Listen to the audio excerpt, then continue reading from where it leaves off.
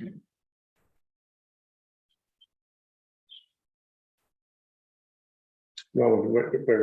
can you still hear me?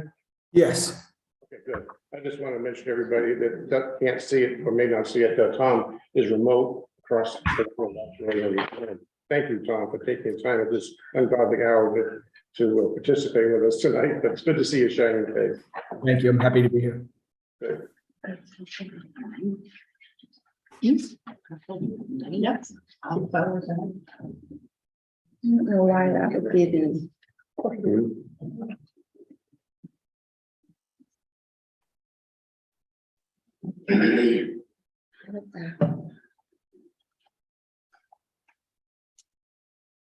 you got it live stream. Yeah, there's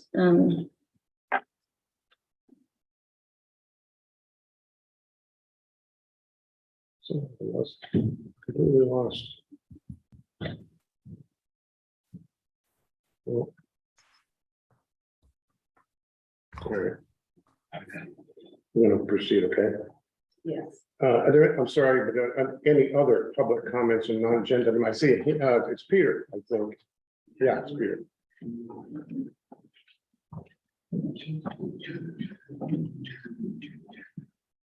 Evening, Peter Lindquist, live on Chestnut Street. I'm coming to you as a member of the Budget Committee and a citizen, taxpayer, just like many other people in the room. Many of you. I sent an email to Audra earlier, a couple days, and I thought it would be helpful for the public and for you folks to hear what I was suggesting.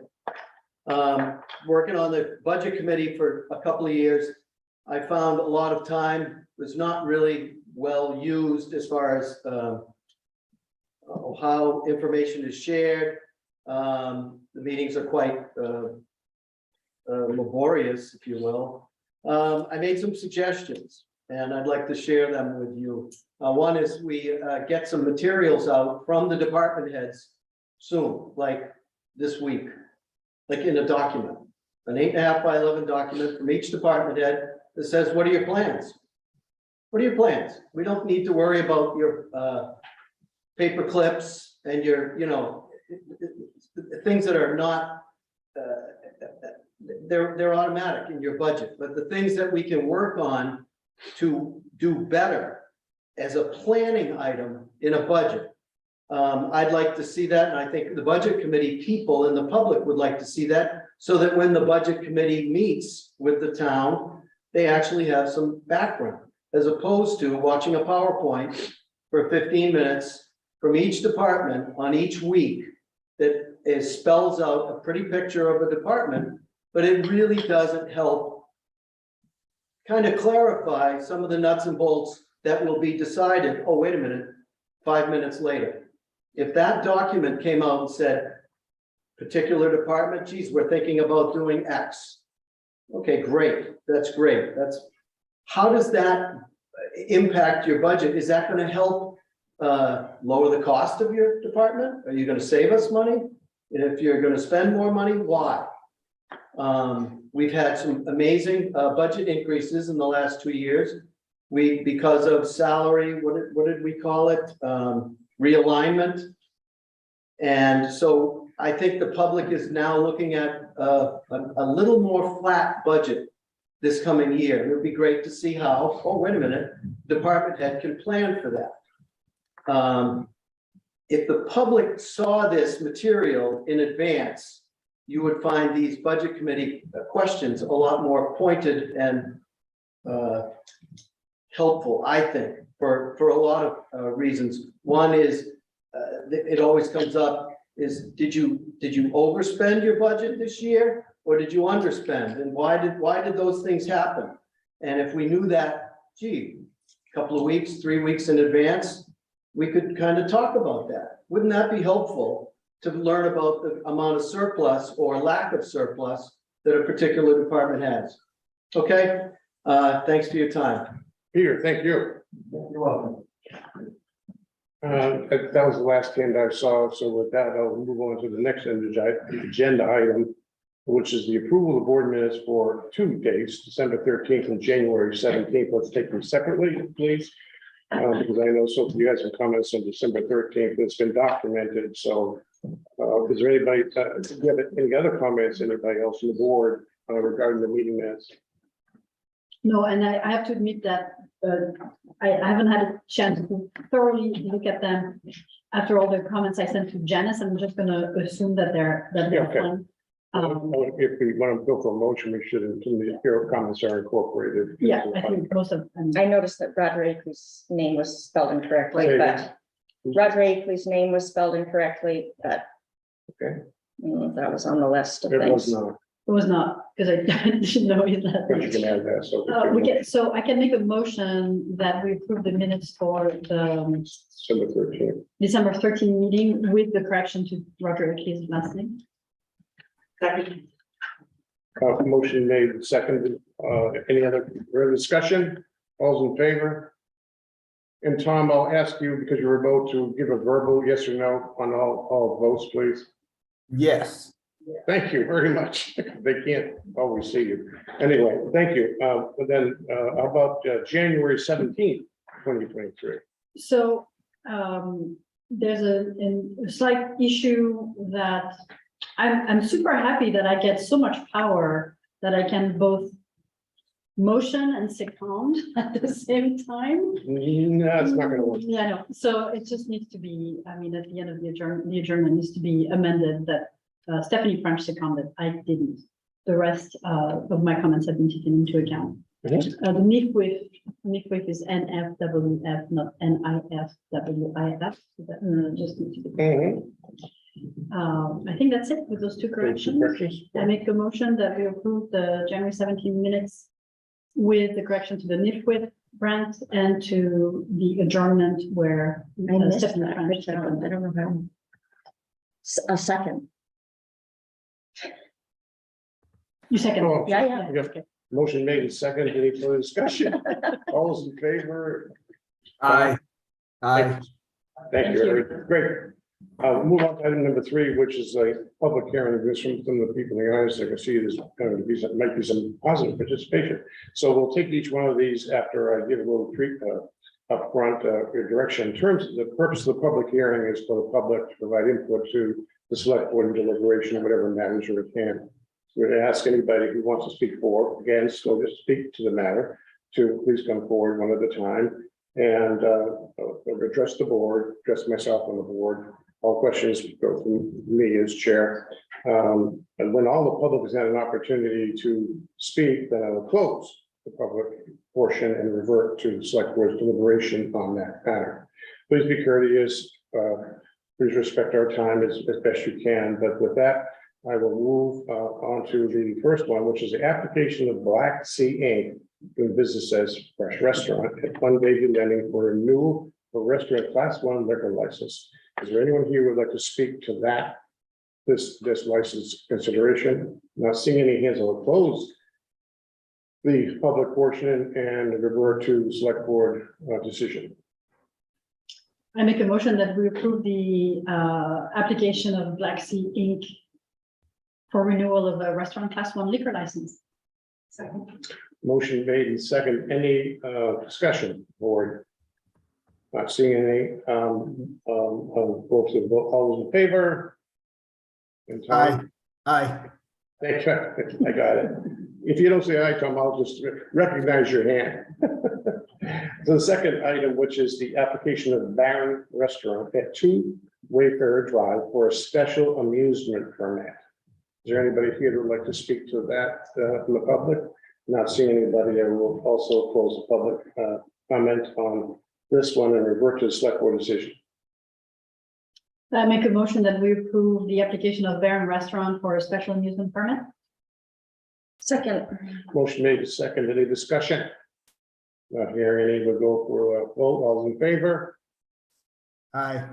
Thank you, Tom. All unanimous again. The last item is the application of Salt Wharf LLC at 3 Wayfarer Drive for a special amusement permit. Anybody in the public wants to speak to that? And I guess I was wrong about public being here for the licenses. Okay, we will move forward to close the public portion and revert to select board decision. I make a motion that we approve the application of South Wharf for a special amusement permit. Second. Motion made and second. Any discussion? All those in favor or Tom? Yes. Aye. Yeah, 5-0. Thank you. Would you bring Noah, on, please? Certainly. Thank you. Moving on to item 4, we have a number of, well, referred to as action items and confirmations, the first of which is the consideration of the proposal we received for the audio visual for this, the French conference room. And we are lucky to have our Noah Cole with us here tonight. And Noah, can you read us well? I can. Good. It sounds very clear on your end. Juniper, I just FYI, for the most part, Juniper and Noah, I have kind of described the proposal in some general sense to the board members in general. But, you know, this is complicated, and I'm sure there'll be questions for you all on how you want to proceed with this, but I know that you helped put together a list of criterion, you know, for the requests that we had really registered about making it user friendly and all these kinds of things, and that was what the proposal was generated from.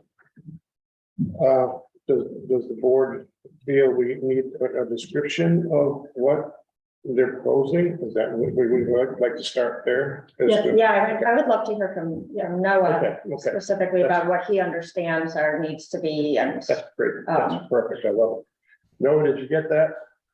I did. Yep. oh, you're a little quieter than anybody else. He's only coming from the owl. Can you speak up? It's exactly the same Noah, as or Tom. increase volume? How's that? Any better? Yes. Yes. Okay. Okay. So, Introduce yourself, Noah. No, people don't know who you are, who you're with. yep, I'm Noah Cole from Stone Mountain Sound. I was tasked with putting together a proposal for some modifications to the room. And basically, this proposal does a couple things. It replaces the current audio mixer with one that extends the audio components of it, but also adds control element too. That's what is going to help make this room easier to use, more user-friendly. We can talk about what that does. And I think Juniper provided you all a document, at least in the packet, that kind of also explains this too. But I'm happy to go into any amount of detail that you want. Part of this audio DSP and control system are two touchscreen interfaces. One would be mounted in the location of the TV on the wall, and one of them would be mounted kind of in the back tech area. And these two 7-inch touchscreen interfaces would do different things. They would actually show different things on them, and these are custom programmed for the job, so they can show what you want and not show what you don't want. And that is the one near the TV would be for self-service, for simple events, for committee meetings where you're using that TV and a local HDMI input. You want to show something on the TV there locally, but you don't want to have more advanced controls, which are needed for the larger meetings. So the second touchscreen would be back in the tech area that would have more advanced controls. What exactly is shown on these is something that usually comes up in discussion during commissioning. So none of it's set at the moment, but for example, the touchscreen near the TV on the wall, you could hit one button and it would turn the TV on. It would switch to the HDMI, a new HDMI input, which would be installed on the wall below the TV. It would turn on the audio system and would provide audio playback from that HDMI port. That's an example of how it can be set up. But once again, this is a conversation that has to be had about how you want this room to be set up and what functionality you want on that touchscreen, what you want on the other touchscreen, and what you don't want to have for what you don't want people to have access to on that touchscreen near the TV. Like I said, the one in the back can do a bit more. or that's at least how I'm thinking of it. And that would be for someone, whoever's operating the tech. And that there may be more advanced audio controls on that, more advanced options for what video source is shown where, stuff like that. But once again, that's a discussion to be had kind of later. The other component to this, another component to this too, is replacing the speakers in the room, the audio speakers, to kind of fix the sound. So there would be 4 speakers mounted in the space, 2 kind of pointing at the dais and 2 pointing at the room. So there would be a couple different audio mixes happening here. The ones pointing at the dais would be a video playback, Zoom playback, but wouldn't have the microphones, or they could. If you were having trouble hearing from one side of the dais to the other, microphones from one side can be added to the in the speaker on the other side.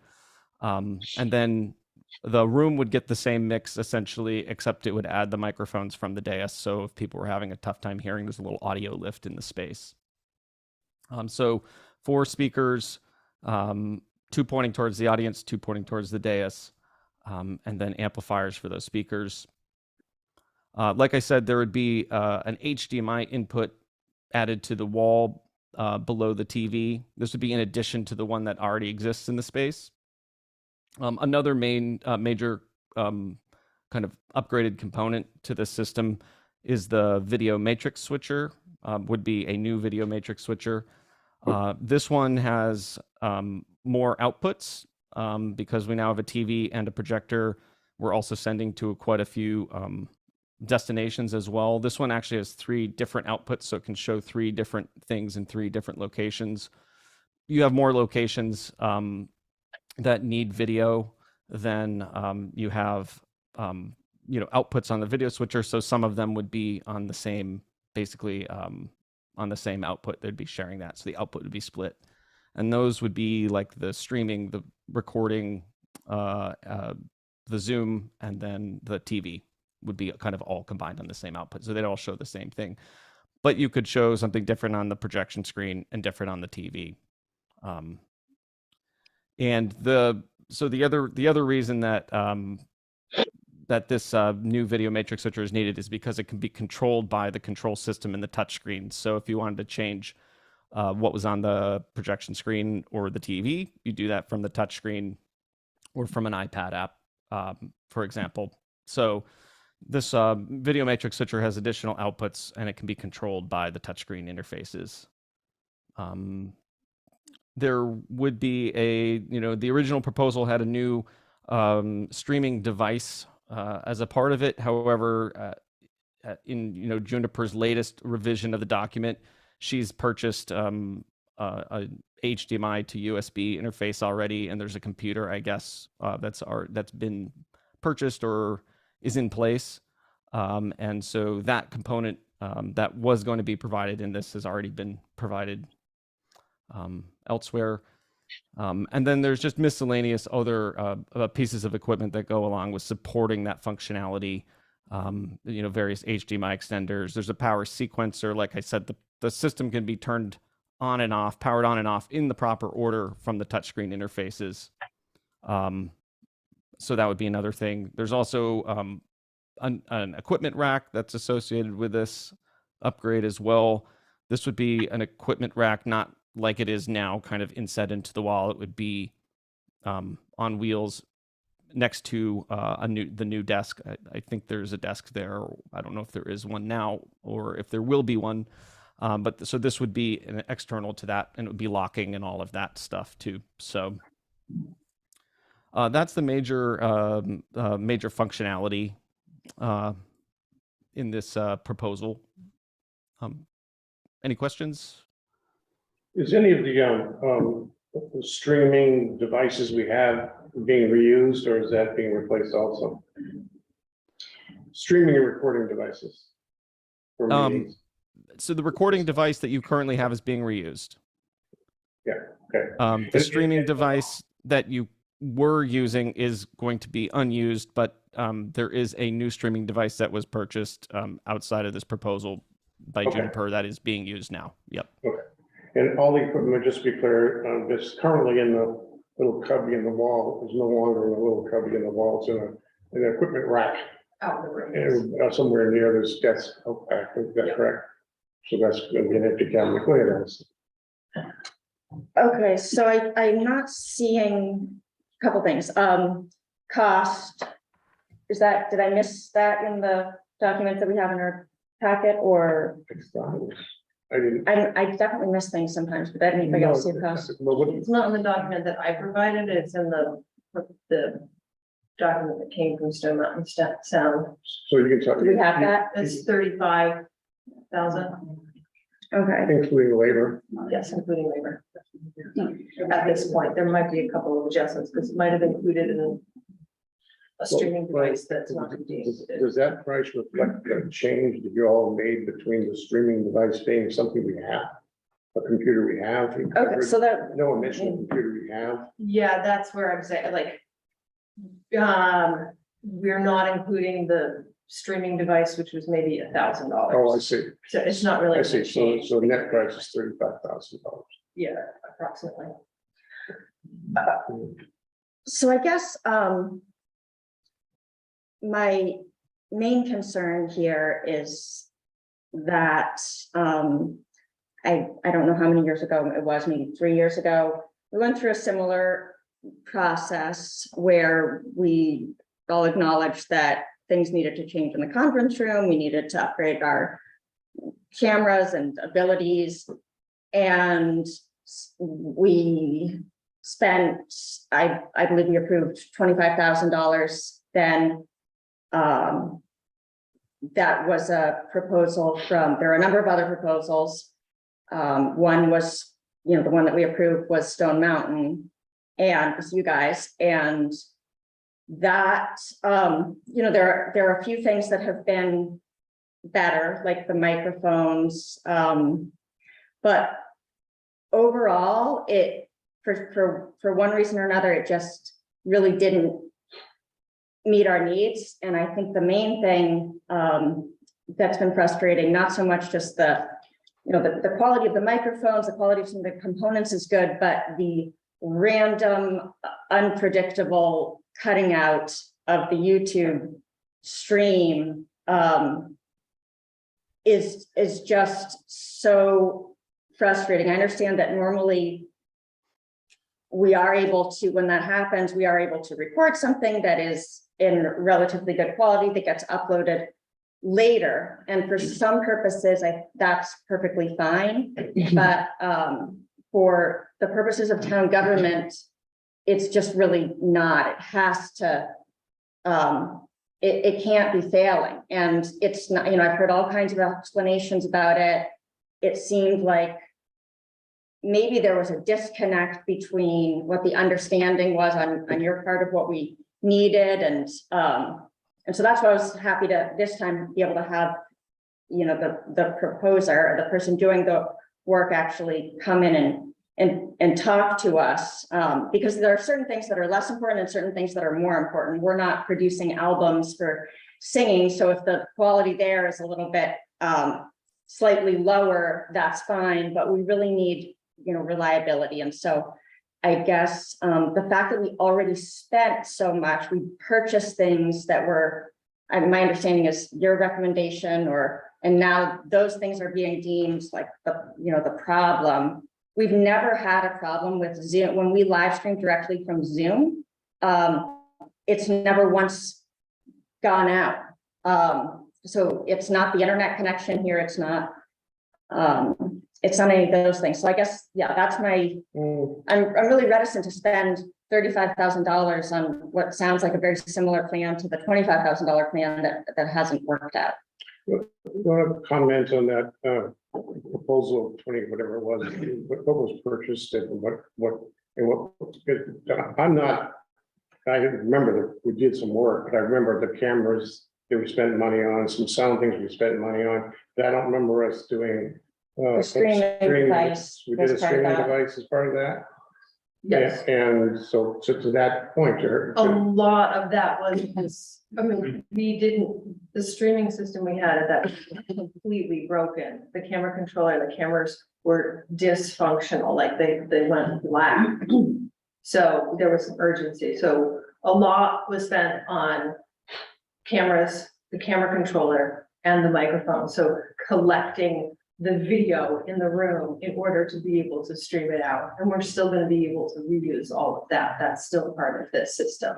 So we've made great headway into this already. It's not like, we're not throwing anything away. no, we're upgrading the video switcher Mhm, in order to Mhm. accommodate multiple outputs. mhm. And we're upgrading the audio processor in order to mitigate echo cancellation so that the Zoom participants can be integrated into the system. So that people like Noah who are at home, instead of trying to hear us through the owl or through the computer, our voice being spoken into these microphones will be fed into the Zoom computer in the rack so that people from home will be hearing this quality of audio. And we here in this room will not be hearing Zoom through the owl. We will be hearing it through the new speakers that are going to be mounted on the wall and facing you so that the sound is controllable on the touch screen or an app here in your hands. Mhm. If you need more volume from your Zoom participants, you can touch it and just like go up. And if it's too loud, you can pull it down. Mhm. So That's right. this, Right now, that, nobody's complaining on Zoom, so the people on Zoom are able to hear acceptably well right now. The people that were on YouTube watching, they had zero sound, and that's a really frequent occurrence where I get a text message from multiple people saying there's no sound on YouTube. There's a bunch of fiddling around back there that happens. Then we start a second stream directly from my computer and they go to Zoom and they say, okay, now I can hear. It's not awesome, but I can hear. And then later on the town uploads something. So it just really concerns me that we're going to do something so complex. I'd love to be able to adjust everybody's volume with a touch screen. But when we're not, we're failing at the basic, like there's just no audio output to YouTube from the town system. Whereas my computer and Zoom is accomplishing that. Like, I just don't. I don't think anybody's debating that the current system's broken. this It is why. doesn't- But we don't need that level of complexity where it's like, I can hear Tom right now when he speaks. Mhm. And we're using the owl, and that's not the major problem. It doesn't need to be this level of complexity. We need it to reliably work so that people can watch our meetings live and hear it. I just feel, to me, it sounds like we're failing at the basics and we're trying to go, $25,000 should have been able to get us like just consistently basic. You know, all of the basketball games at the middle school are successfully live streamed from a kid with an iPad. I just, Noah, can you comment on this dialogue here? You're the expert, you've been involved in this. I'm not sure if we're doing apples and oranges here or, because what we asked for is to change the system so, quote, it works. So it's, well, effectively dummy proof. And including all the things you mentioned, also the absolute concerns. Could you comment on the past work versus this work? Yeah, so I mean, the original scope of work is different than what we're trying to do now. So things have changed, from when the original work was done to 2023. There's also been modifications to the system. There's like a TV and some HDMI splitters and some other things, modifications to the system that we didn't do. We also, I don't remember the last time we were asked to come to the site for a service call. So if there is a problem, we're happy to come and we're happy to work with you guys to resolve the issues. But we really need to be on site to troubleshoot issues and to fix the issues. So there is a little bit of overlap between what was proposed then and what is in this proposal now, but one of the things was making it easier, especially for committees that want to show a computer, say, on that TV over there. And, the easiest way to make that happen, to turn on the system, to turn on audio, to turn on the TV, to make sure the TV's on the right channel, is to use a touchscreen that gives you one button that does all of that at once Otherwise, you have to have a remote. You have to make sure the TV's on the right channel. You have to make sure that the video switcher's on the right thing. The audio component is on the right. The audio mixer is sending to the right destination from the right source. I know one of the objectives that was written, as I recall, was to make this as seamless as possible, and that does cost money. I understand that. If you don't make it seamless, then we have what we have. And a lot of work has been done by internally by Audra and company, Juniper, back when by Matt Siegel did a lot of work to get this what we have set up now, and you guys too.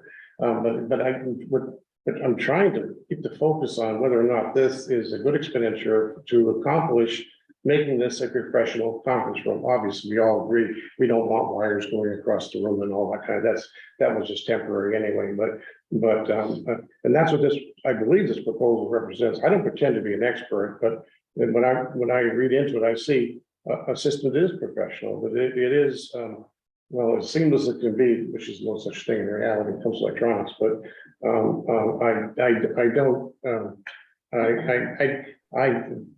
not. How many hours of notice is included here? I mean, that's what I think is the essential missing component is somebody, like over in Rockport, Jeff Parker is there, like, making sure, and the person that designed the system is listening in, is watching the live stream, is like, oh, I think I did something wrong here. I think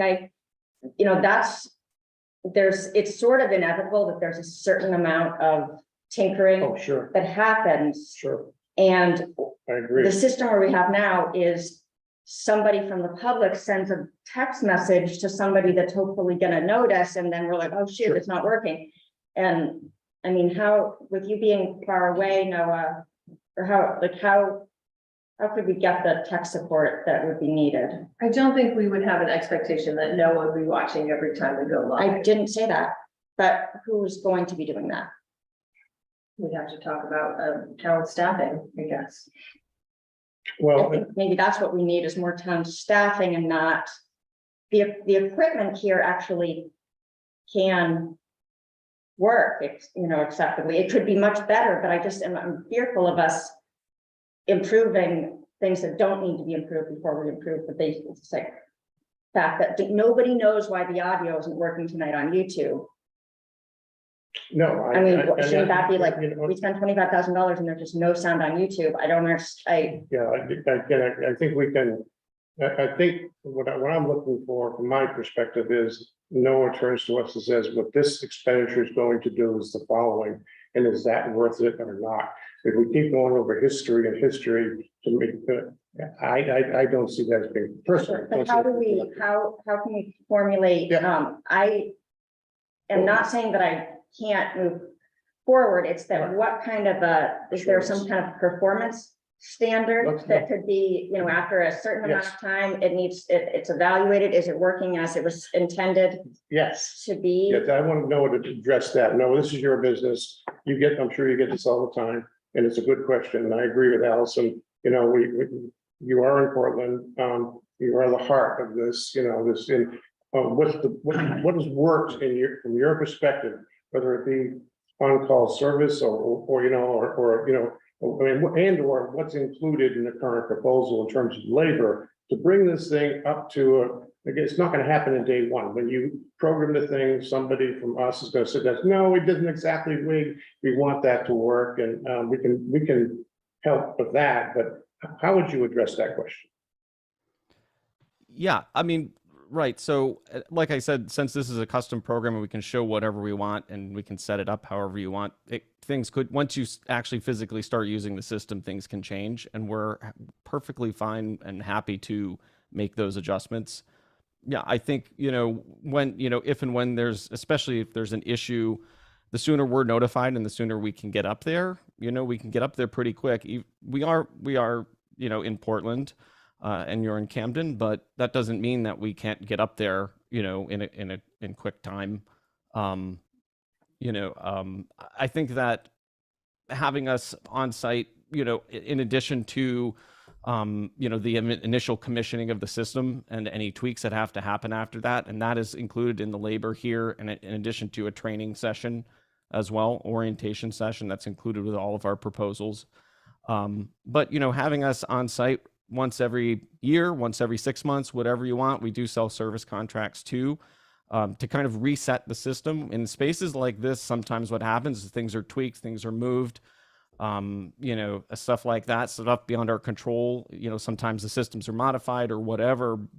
And then, you know, I can't guarantee if things are, you know, things are unplugged or moved or modified or added to or whatever, that stuff will work.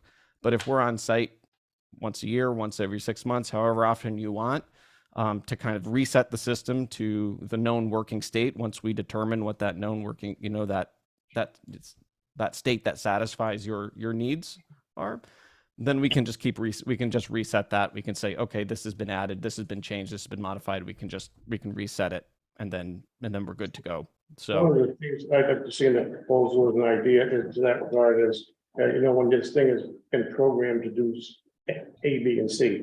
In the first meetings we have, to have your involvement or your company's involvement in case we are, it's always when you start riding the bike when you realize the chain is loose, you know, that kind of thing. And then you need to have some active involvement of the consultant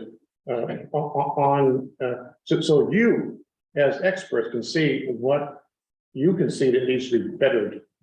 It made more functional. I think, is that included in your proposal?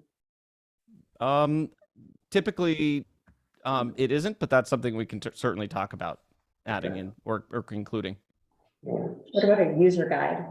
That was one of the things that was missed, I think, last time, was having a user guide of obviously all the different pieces of equipment have their own manuals that you can look up, but something that's condensed for you see at different conference rooms that you can rent, there's like a few pieces of paper that say, do this and do this and do this. Oh shoot, I see Tom has his hand. I think that's a great idea. We haven't had the benefit of having an operator for quite a while. You know, that's been a challenge for us, obviously, but for planning board, for the two boards in particular, planning board and select board, it's important to have a relatively simple and understandable user manual that just says, you know, the basic stuff, and maybe a couple of people who are trained with that so that they can be locally, so they can be contacted if they have any questions about, I did this and did this, what did I do wrong? Those kind of things are just assurances that we can make this thing operate correctly. I'd also mentioned, you know, to Tom Hedstrom, he has a background in some of this stuff, especially the physical construction part, and I think I'd like to take advantage of some of his skills just to monitor what's going on and how it's proceeding, if he has the time, poor guy. That's. He does have his hand up. Can you see that from? Oh, Tom, you have your hand up? Yes, thank you. Hi, Noah. So for our present system, we have an HDMI input. I believe it's on the wall to my lower right where I sit. Correct. So you're proposing to add a second HDMI input on the opposite side of the room near the TV screen. Yes. And then you're going to permanently install some type of input device there. An input device? No, that would be just to bring your own device type of setup, a computer or whatever. Okay, so you'd have to bring an iPad or something like that and hang it on or go into that HDMI there. Okay, and then from there would be some software that they would have to control the system. No, there would be a touchscreen dedicated for that. This is kind of for like the committee setup type of a thing, a self-service, you know, we're just using the room we want to show a PowerPoint just for us locally around this table type of a thing. We need to play some audio through the speaker system, very simple uses of the space like that. Okay, so the touch screen is something that you're providing, and so yes. People could come into the room and set it up the way they wanted to right off of that touch screen without even bringing in their own device. Correct. Okay. If we wanted to use the HDMI port that we are presently using, I believe, we would just bring a cord and bring that over to where we sit, the dais. Right, yes. And that would probably, the way I'm imagining this, and once again, this is a commissioning kind of, a conversation that happens at the commissioning stage, and the programming stage. But that the HDMI port on the dais, which you currently have, would probably be controlled by the touchscreen or only accessed by the touchscreen in the back of the room in the tech area. So that would only be used for when you're using the dais and other configurations like that. Maybe you're using the projection screen. But the HDMI input near the TV is really meant for when you have a small gathering around that TV, you want to show something on the TV itself. Okay, so for instance, from my laptop computer, I could hook into that existing HDMI system and control some more complex functions from the dais, or would we be relying on someone in the back? Yeah, no, so they're right. No, you wouldn't be able to plug into the HDMI and control anything from your computer. It would be the two touchscreens would be controlling the system, one or the other. Yep. Okay, and one again on the wall and one in the back. Yep. Okay. So you had your hand up. Yeah. So I just have a question, and it's probably a stupid one, but did we Sorry, what? Troubleshoot? did we troubleshoot the issue we're having now? And is upgrading the only solution? I don't believe we've done a service call. We've been asked to do a service call on this. And once again, the proposed system is, or the current ask is different than the ask when we installed the initial system. So this is modifying it to meet your current needs, which includes Zoom now, which wasn't a part of the original scope way back when. So we have to change some of these components. That's why some of this stuff is being replaced, because it needs additional functionality to work in kind of the Zoom function, which after the pandemic has become a thing, but this was installed before the pandemic when people weren't thinking about, integrating remotely with folks. So Zoom is costing us $35,000. The integration. It never worked properly before. Our central issue has been intermittent outages of YouTube from the video streaming device. I mean, it's been I think on that one issue, at least Juniper and I sort of agree that that particular device has been very problematic. And I like where you're going with this. I didn't realize that, Noah, that you hadn't really come and evaluated, okay, what are all the reasons that it would be great to have you see, okay, this is what committee meetings are generally like, this is what select board meetings are generally like, these are the problems that we occasionally have, and just an evaluation of what's going on. So sorry, because Juniper motioned to me about my troubleshooting question. Maybe she wants to. Oh, sure. I just wanted clarification about what needed to be troubleshot. I have don't ask me. I mean, what I do understand from this conversation is that when we use Zoom and YouTube together, we have no sound on YouTube. It wasn't even Zoom, so this all started before Zoom. Zoom actually, improved. yeah, because when we weren't doing this at all, and it was just all of it, we were 100% Zoom, we never had a single YouTube outage, and I was doing it from Wi-Fi on my computer on the 3rd floor, and everybody else was, so it's not Zoom. So it's YouTube that's creating. It's that streaming device that takes all the information and then maybe a combination of the switcher and I'm sorry. Yeah. they don't seem to know. We haven't used it for quite a while, What's that? that device, Which device? the video. Yeah, that's what I thought. That's what I But thought. I mean, we just gave, that was part of the original plan that was gonna, So no, but so basically, and look, I get lost using my own computer in my Finder drive, so I'm the least tech person around. But maybe, I mean, I feel a little bit like Allison, like spending $35,000 after having spent $25,000, $60,000 in the span of 3 years. I'm not even done being on the board. It was more than 3 years ago, it was only 6 now. Yeah, Oh no, it when was a long time. Matt Siegel was there, we need a service. I didn't realize that no service call. You've got to decide, basically get to decide is, well, two things. One is doing there's some fundamental problems we have with this room, period. Not the least of which you mentioned speakers, sound for the audience, the video for the audience, sound for us. All of the sound for all of what we speak to would be YouTube, Zoom, etc. goes through this. It doesn't now. That's what all of this is, an integration of these components that are going to accomplish that. If we don't want that, you're right, don't spend the $35,000, don't do nothing and just keep it the way it is. So, okay, so I think number one, I think, Noah, you need to come here. To me, I think it's really critical that you come here and see what we have, what's the equipment we have.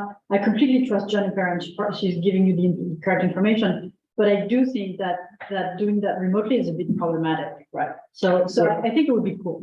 Second of all, I think we need to be very clear that what our goals are. So if our goal is to be able to streamline on YouTube using Zoom and different audio, then we need to spell it out very clearly. That's been done.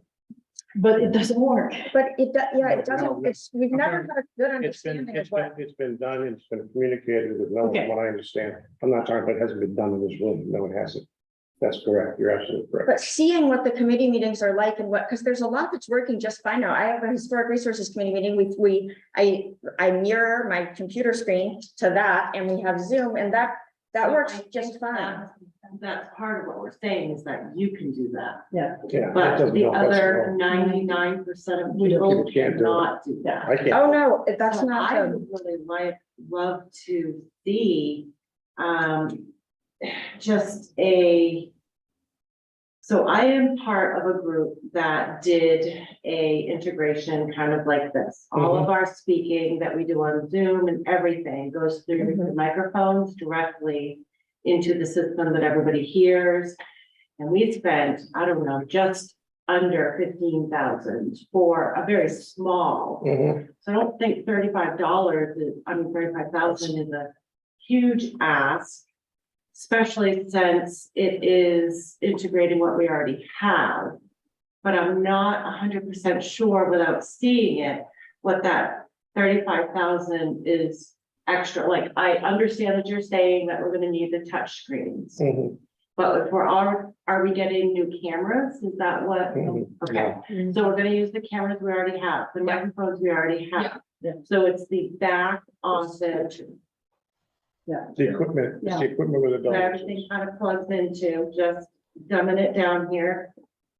Everything's gonna plug into this little brain, and that is the, And we'll be able to, Stephanie can show something on the screen, I can show something on the screen, we don't have to go through Allison. Right. Because right now she's the only one. that's actually not true. It's the YouTubing part is difficult, but other people, anybody, I watch them do it all the time. They come in here, they turn on that TV and they mirror their computer screen to that TV wirelessly.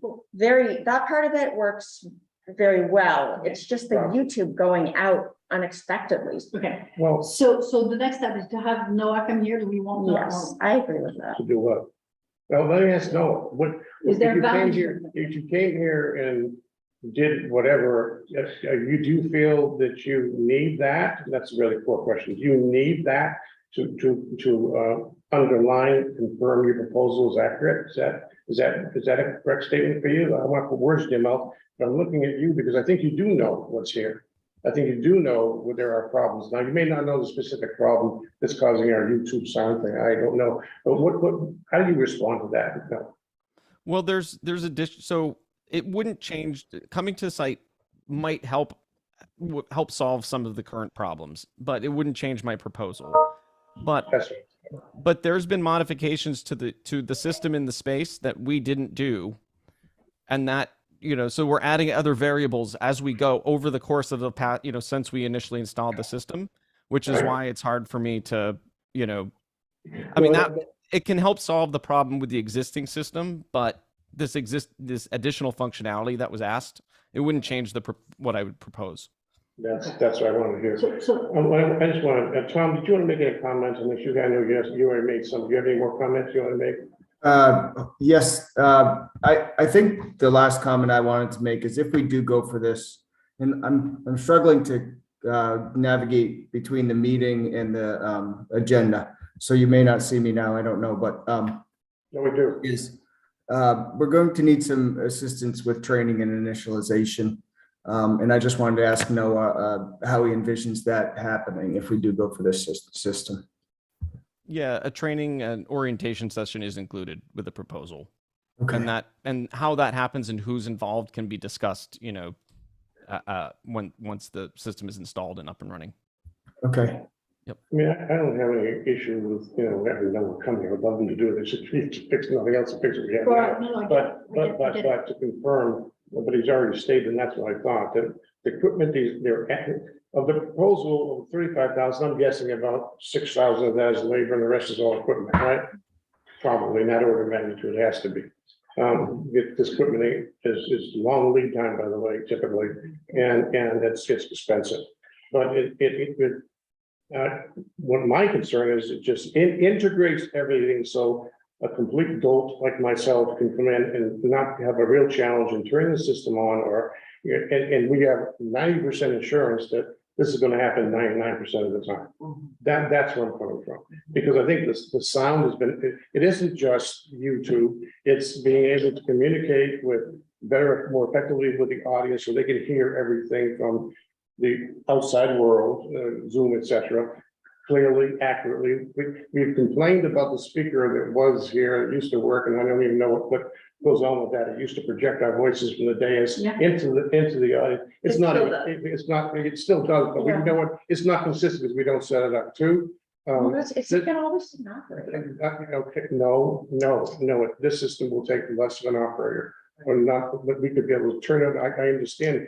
I think the only reason we would want an operator, Allison, is because we want to play games with the TVs, monitors, the cameras. When we had those speakers working, you were bothered by the sound of your voice being too loud, and we My ended point- up adjusting it. My So point is, this, I'm betting the farm, this will consolidate all of this, so it becomes a professional conference room. As we originally intended, we were on that road when, you and Matt were, everybody's helping. Also, as a select board member, we need to be concentrating on meetings, not on electronics. And I absolutely agree with that. This is but why no, I let me finish. I don't want to be doing this. I do it only when there are a bunch of complaints and then somebody says, and then I do We're it. not complaining, else without you, we'd be dead in the water, so don't take this as criticism, but that has to go away. Now, I believe this proposal does that.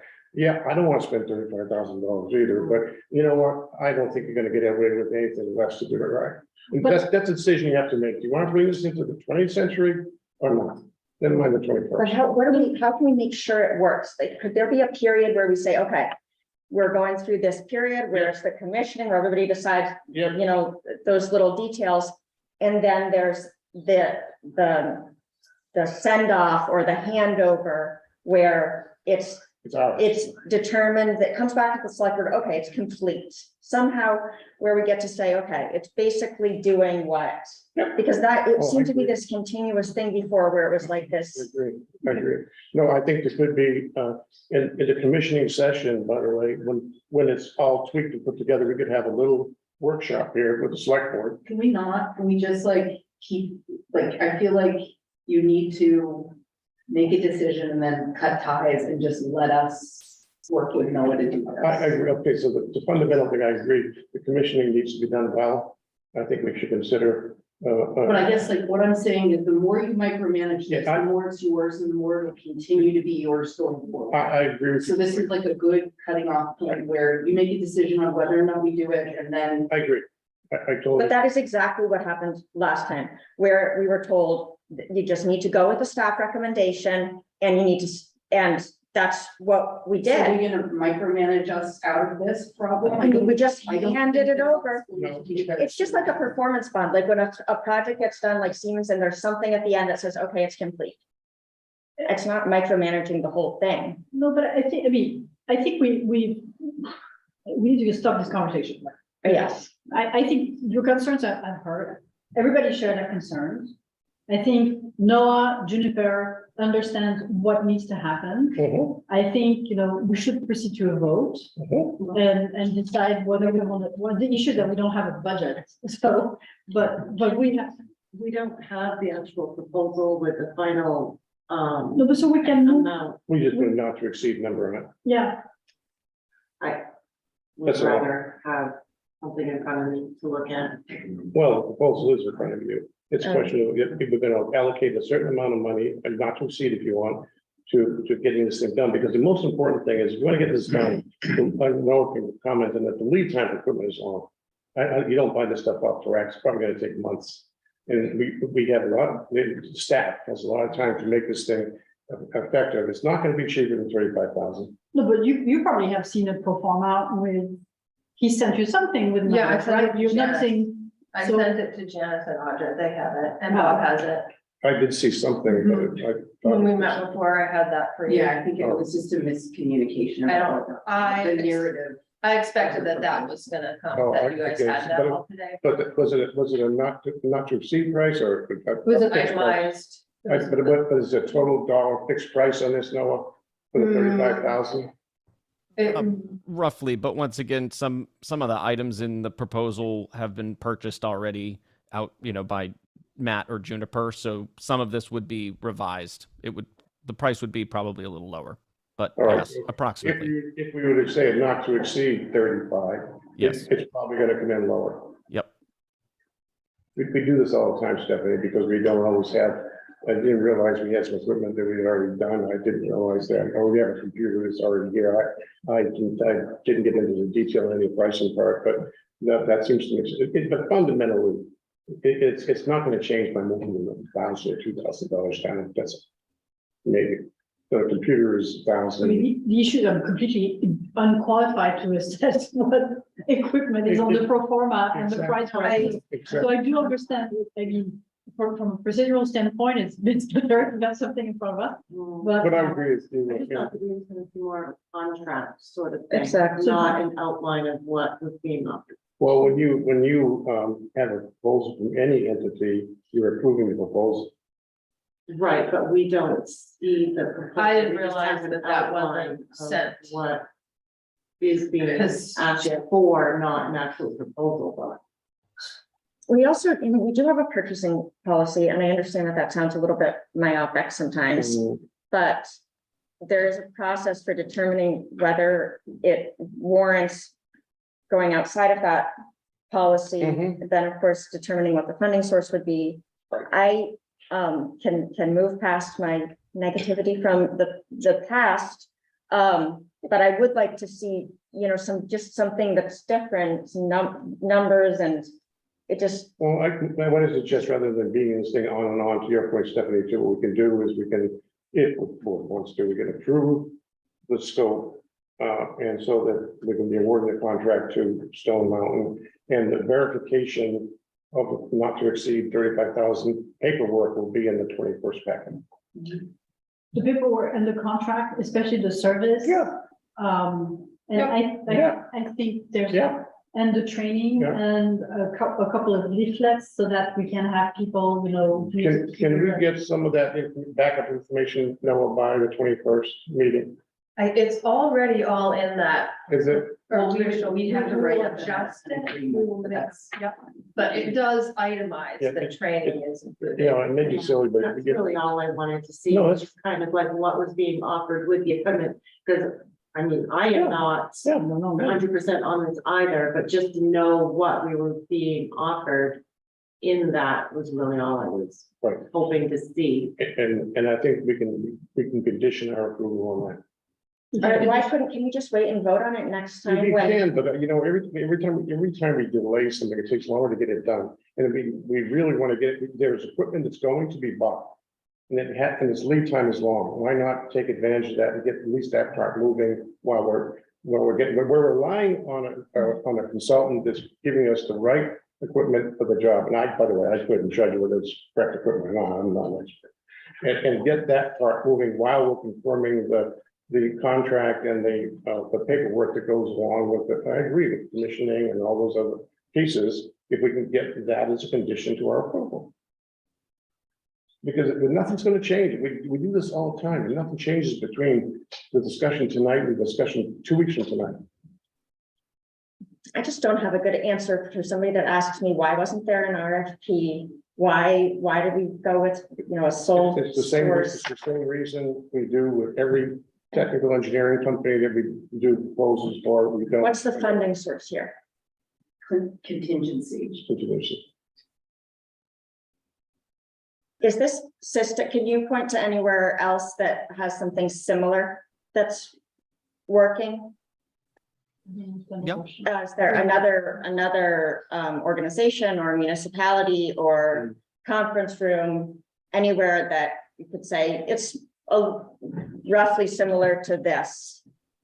Yeah, I can send you a list. I generally don't provide names, and I do have some references that I can send you, but I need to make sure before I say anything that I've asked them and they've Even if it's approved. not something that you designed, just similar tech, similar equipment being I used. think references is a logical thing to ask for.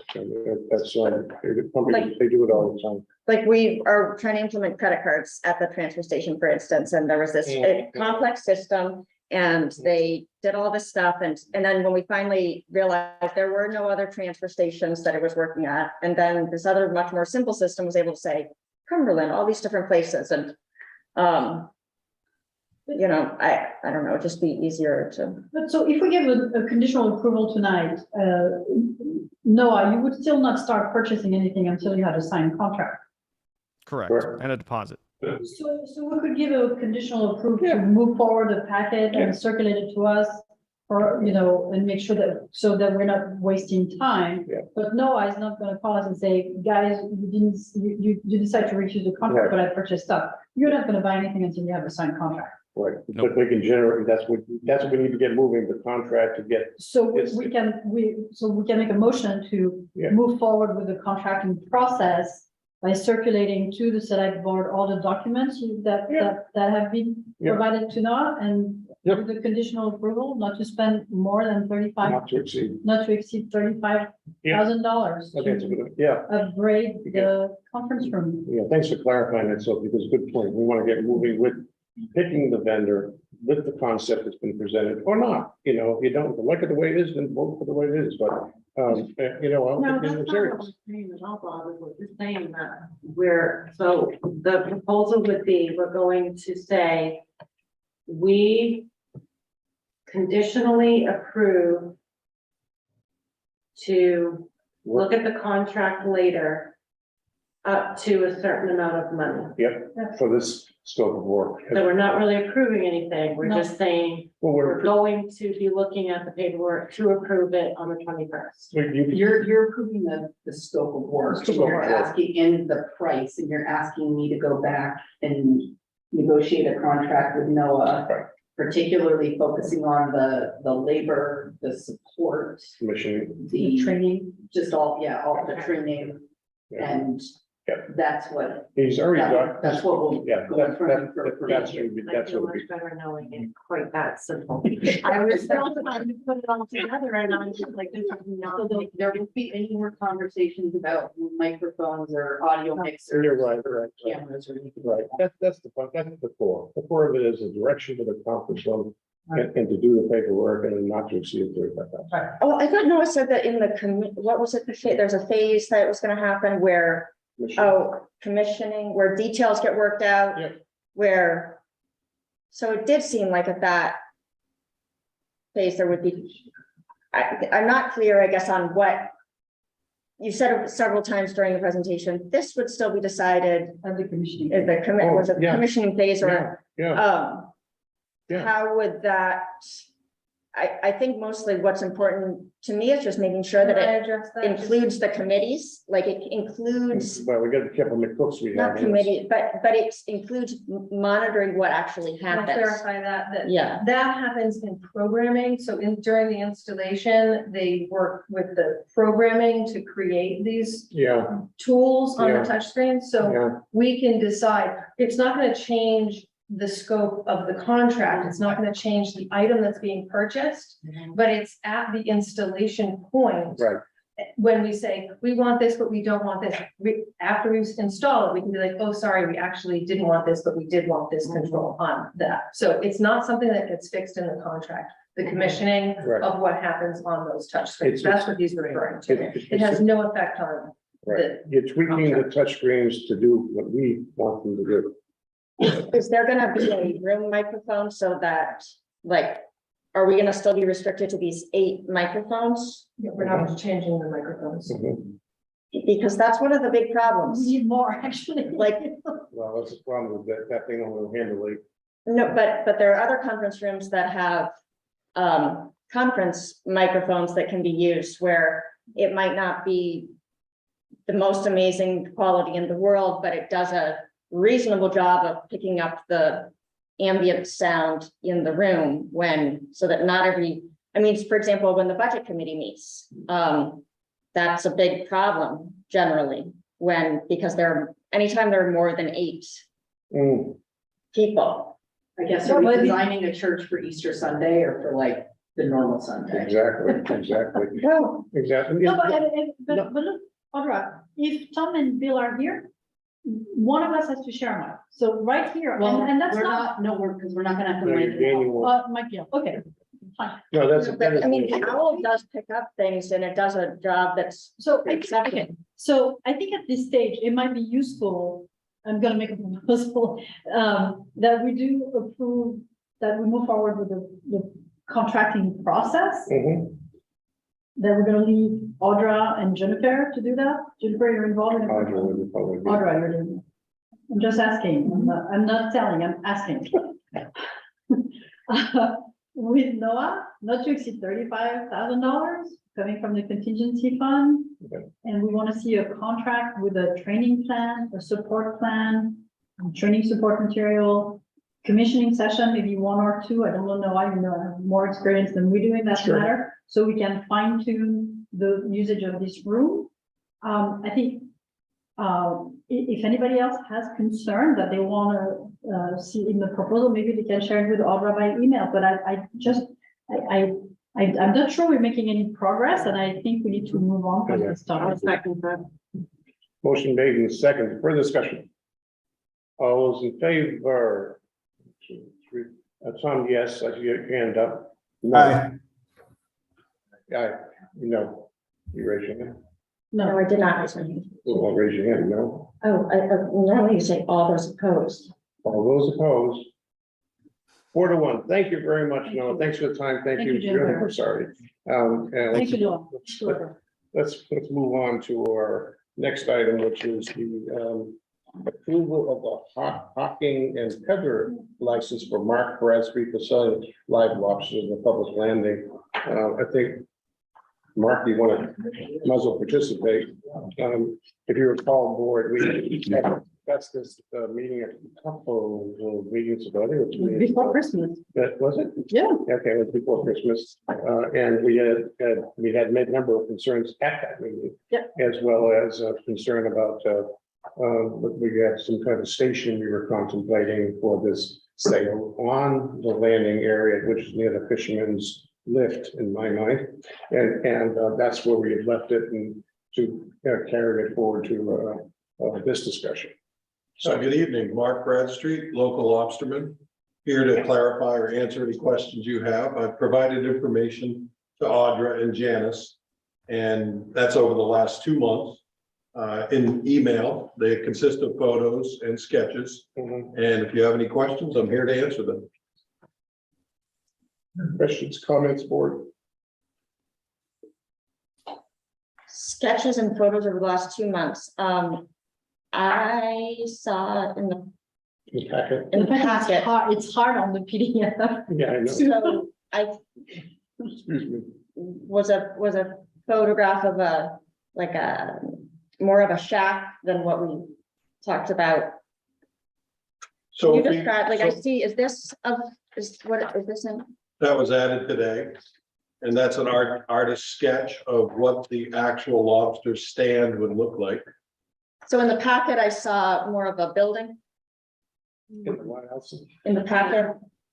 The initial letter written over 4 or 5 months ago to Steve Pixley had a picture of a wooden shack that said lobsters on it. It was only to give you a rough I idea. think that's in the packet. That is in the packet, but as we move forward, 32. Yeah, So, Yeah. no. yeah. I guess, sorry, I didn't realize there had been so much back and forth, like so much discussion and had gone on, and Me either. the first I ever heard of it was, when it came to our meeting. right? Last time, so- December 17th. Right, so, I apologize for if, That's okay. it sounds like you've been doing a bunch of back and forth work with town staff and. There I are didn't new realize. pictures in there, and if you haven't seen the pictures, No, it's easier to. Sophie asked for the pictures. I did, She did, That's why you have the pictures. yeah. Understood. I appreciate it. So, I'm sorry, Mark, I'm scrolling, I downloaded the PDF, I'm scrolling, Page 32. yeah, because, They're awfully big pictures of mine at least, but while they're doing. so- Go ahead. so there's a fold-up table, there's a picture with a white fold-up table and a lobster crate, and that's what it's gonna look like. With a panel above it saying lobster, this one. I see like a small red building. I don't see a small red building. Here I do. You have to keep going up. Oh, Oh. 32, keep going up. page 32. 77. Navigation. Well, I'm having problems, Oh, I see this. Yeah, but that's not what you're building. You're not building what picture, the That's picture that says a shack with lobsters open. Audra, do you want to handle this or should I? There were qualifiers on the photos. And it distinctly said, this is not the final product. This is to answer Sophie's question, where is the location? Yeah, There was a follow-up photo. I placed the lobster trap exactly where it's going to be. And I see that, Page 35. I see that. With the white folding table and the winch is on the left-hand side when you look at the parking lot. Okay, And there's one more photo, if you keep scrolling I down. did. yeah. It has a single lobster trap. There should have been text under that I gave to Janice that said, this is the exact location. And if you remember on December 17th, I said it was 4 feet by 4 feet. Yeah, The white table you see is 6 feet wide, Right. so it'll be smaller than the white table. oh. Kind of the size of the trap. Very compact. Okay, If you need dimensions, I'm giving you exact dimensions. 4 feet wide, 3 feet deep. It's about 8 feet one high. half of the width of a 9-foot parking stall.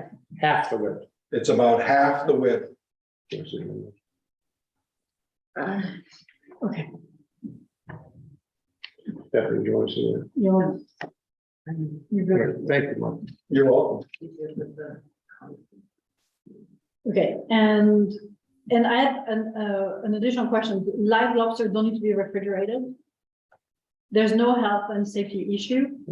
Because what, my understanding is if you sell them live from the boat, that's fine, but is there, because at one point you also said there would be a cooler, a refrigeration issue. Do you need to be licensed by the state of Maine for health or safe food handling? Yeah, or- his license is in there, it's page. 30. I'm licensed as a lobsterman to sell lobsters. Right. It would work against me to sell dead lobsters. I'm sure. Oh, yeah. Thank you. If I ever sold a dead lobster, I lose a customer. What if it was more than that? I think the question is when you say cooler, is this like a Yeti cooler? Kind of thing that's not refrigerated? The coolers could be sold to people that are traveling. No, They take the lobsters with them. no. The cooler I was talking to you about was actually the table. It Yeah. would look a lot like an old Coca-Cola chest Yeah. freezer Okay, or cooler. okay, You could open it from the top. You can put crates of lobsters in it, right. and you can pick from that. It may or may not be plugged in. If you don't want to handle electrical, I'll deal with ice. If Tom, as Tom suggested, I could have a meter, and then I would pay the town for the electricity. Yeah, I'm not worried about the meter part, Okay, it's gonna be- but, okay, well, I think the major question had been the physical, but I still have, and it's biting me in the back of the head, it's nothing to do with you, Mark. It has to do with the landing. For a long time, I and many others have commented about the issue we have with, and have had with the commercial tables for the day sailors and others that by agreement, we still have. It's always been a source of frustration. It's a wrestling between people using the land, which is not huge, and not making any kind of I can't think of another word, but arcade, and that's a childhood thing for me, because I remember Nantasket Beach in Massachusetts, there was an arcade, and had all kinds of poppers on it, and there's always been a resistance to that, but that's just one thing. The other thing is, and probably larger for me, is what we do for one, I mentioned this last time, what we do for one, we gotta do for all. That scares the heck out of me. It really does, because you are and will be successful. And it would take a fool not to see that. And if I'm one of your cohorts, I'm gonna wanna do the same thing. And that's, and I would be in my seat here, I'd be reticent, if not handcuffed, to say yes to anybody else that came in, because we have to be fair. That still lingers in my chronic. Yeah, I still have part. It's just me speaking. I have part of that. And by the way, it's our bad. It's our bad because we've had other people come approach us with ideas about fun things to do down at the landing, and we kept saying, well, we need to get a handle on the vision, if you want to call it, of the landing. We've never done it because of good reasons, by the way. The town is busy as heck. We got other priorities, got other blah, blah, blah. And it's a mega project too. And the landing has been investigated more times than trying to do a little bit there. Over the decades, by the way. I've seen so many proposals and ideas about the landing. They were done by very professional architectural firms. We've never done anything with it. So I want to preface, because it's not about you. Yeah, I understand some of the history, and I appreciate your position. Yeah, well, thank you, but that's. I do have two thoughts. Yes, that sir. might help you, might help the board. Yep. Number one, I don't like the label hawking and peddling, but, but our own kind go to Augusta and Portland and say we're peddling. So we're kind of downgraded. We're really not hawking and peddling. No. We're not going to badger people into buying lobsters. It's the title of our license. It's the title of our license. Stuck in this You're ordinary, very right. It's like the relic of the, Yeah. 19th century. it takes a town vote to change You it. know, it's not my native language, so I had to look it up to understand what it meant. It's like victualers. You explained that, yeah. It's a proud word. Vinson. But this one has like negative, like It does. Bitler license, we don't even know what the word means, but So French word. talking, we've never heard of. So I make a motion to call us vendors, just something neutral. It takes actually a town vote. The problem, that's why it's so slow. It takes a full town vote to change it. So Yeah. if we could all change it tonight, I think. I think we're gonna. The other thought I had, you could really quickly streamline your process. I think if you tied the fisherman's float permit and fisherman's dock permit, you tied a hawkers and peddlers license option to that, and that each stall that we park in can serve as a hawking and peddling. If you wanted to make it really streamlined, I go in to pay my $1,000 or $1,200. Oh, let's add $50 and get a vendor's license I could sell out of the back of my truck. That's what our industry is going to. They're going to parking lots in Walmart and Augusta and Skowhegan. That's We're true. trying to get a better price so we can stay in business. Yeah. Sure. Well, right in Rockport, And Rockport, absolutely. right down by the, We're having a middleman crisis in the lobster industry. I understand. It's a real conundrum. It's a real issue, and we get it. But like I said, I have a fear that this is gonna be one step in the wrong, maybe one step in the wrong direction for the landing in terms of its use. And further impeding and otherwise making individuals who want to go there for the joy of the harbor uncomfortable. And not that you would do anything personally, you wouldn't be standing with a loudspeaker saying, "Buy my lobsters are all here." I get that. It's just not, this is not personal. Please understand that, Mark. When the tour guide with the walking tour and his microphone goes by, he often encourages me to do some kind of a lobster thing. That's Because true. he wants to showcase Sure, the harbor. sure. So we work well together now. It's just that I get it. I don't have a legal footprint, if Yeah. that's Yeah. such a thing. Yeah, yes. But if you give me a try, I think I can bring the fishing waterfront alive at Camden even more than it is now. Councilman. So I guess I want to make sure I understand, because I see what you do now, and I don't have a problem with that. I'm not 100% certain what is legally needed in order to be able to do that. I think by being a lobster, you already have the right to sell the lobsters from the boat, from, all of that isn't anything you need from us, right? Is that accurate? The quick and simple distinction is everything now is built on my truck. Oh, My sign is on my truck. oh, That's why you never saw me go through signage. oh. I It's on the mean, truck, yeah. Who Right, wants yeah, I to- mean, I've seen it, it's a big sign, it's on the Yeah. truck, people Right. come, as long they as- go down to the boat when they want to, they chat with you, and I'm okay.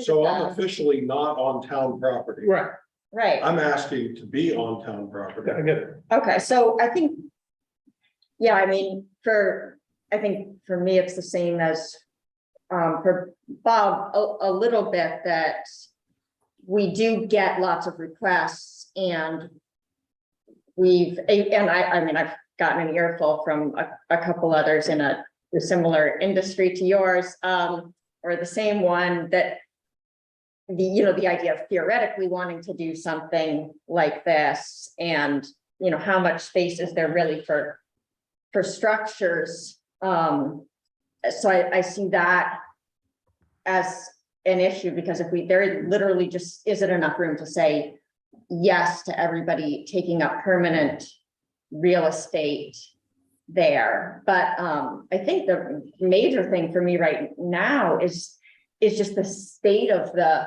boardwalk, the state of the public landing. It's after the last storm, it was just ravaged.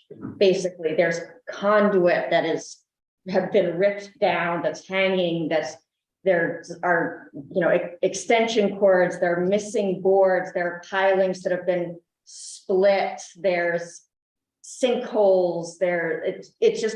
We got a lot of complaints about it last year, and this, of course, none of this is your fault, but to me, when people ask me about, what's the plan for fixing this, and I don't know what the temporary plan is, just to get that kind of functional for summer. And I think it's one of those cases of we need to take care of our own house and clean up what we have before we put more things there. That would have been clear, very much in the path of the flood in December, had it been there. And we had a lot of junk there too that probably should have been moved out of the way. So I guess I just feel like we need to clean up our act a little bit before we add to the pile. Ironically, you've outlined one of the reasons why I want to be in the parking lot. Yeah. Sometimes it's hard to get to my boat. Yeah. Yep. And that last storm was proof enough when the high tides. No, I couldn't get to my boat I wouldn't either. Because of, because the gangway lifted right. and offset. Yeah. So I had to get to a ladder, and if you ever try to carry your lunch and everything else you have and walk down the ladder that has ice on it. Oh, I've carried a lot of things down that ladder, and it's very terrifying depending on the amount of ice or slime or, Yeah, So Oh, yeah. the parking lot is safer for me and my customers, and I Yeah. think for the town of Camden, you are on my insurance policy. So that's one of the things you asked me to do. you do bring the lobsters up to people though. I think, I mean, I personally, this is something very controversial here, and I realize this, but I think, we have, the most valuable part of the town is a parking lot. It's completely ridiculous that we don't take more advantage to make it more easily accessible to businesses. The parking lot is a parking lot. We should have something much better than that. So my opinion and the way I'm looking at what Mark is proposing is, number one, we could do that on a temporary basis. And that would give us an idea of who else wants to come and do business on the landing. I can tell you, you're gonna get another one from next meeting. Sure. Absolutely. But And we've gotten others in the But past. we also said at the December 17 meeting that we cannot stop making changes while we have a complete plan for the landing. Because that makes no sense, because we're not gonna have a new plan for the landing for another, 2-3 years? should be. Right, And in the meantime, these are issued we're on a gonna- yearly basis, or you can Yeah. revoke them whenever you, so I mean, it's It's not, you don't have to look at this as sort of a Permanent thing. Other Yeah, but comments? that's, It looks like Tom, I don't know if you can see that Tom has his hand up. Tom, Thank you. So we asked Mark to define, the reason why we asked him to come back and we deferred to a later date, the last time he came before us, was because we wanted to look at the physical structure that he wanted to build on the landing.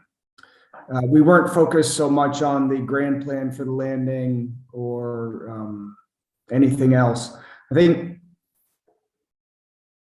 we've done him a disservice by bringing him back. He's brought back the information that we've asked for, and now we're focusing on other things that could have or should have been brought up the first time he was here. If we were going to deny him, what he's asking for those reasons, we probably should have brought those up the first time. I understand there's some things that you can do upon reflection, and we're certainly within our rights to do that. But he has answered the questions that we've asked him to answer. I also think that, we should be encouraging commercial fishing in Camden Harbor. This is an opportunity to show Mark and the other fishermen that we support them in our harbor. It's certainly a part of our heritage, our history here. And from what I understand, we've lost some of that. I think having a good commercial fishing industry in Camden is also good for the tourism industry. I also want to point out that he's only asked for a 1 year trial in this. And if you do go for 1 year on this, it gives us a good idea about whether this is feasible or not. If we do have other interest from other entities or fishermen for the public landing, we'll have an opportunity to adjust.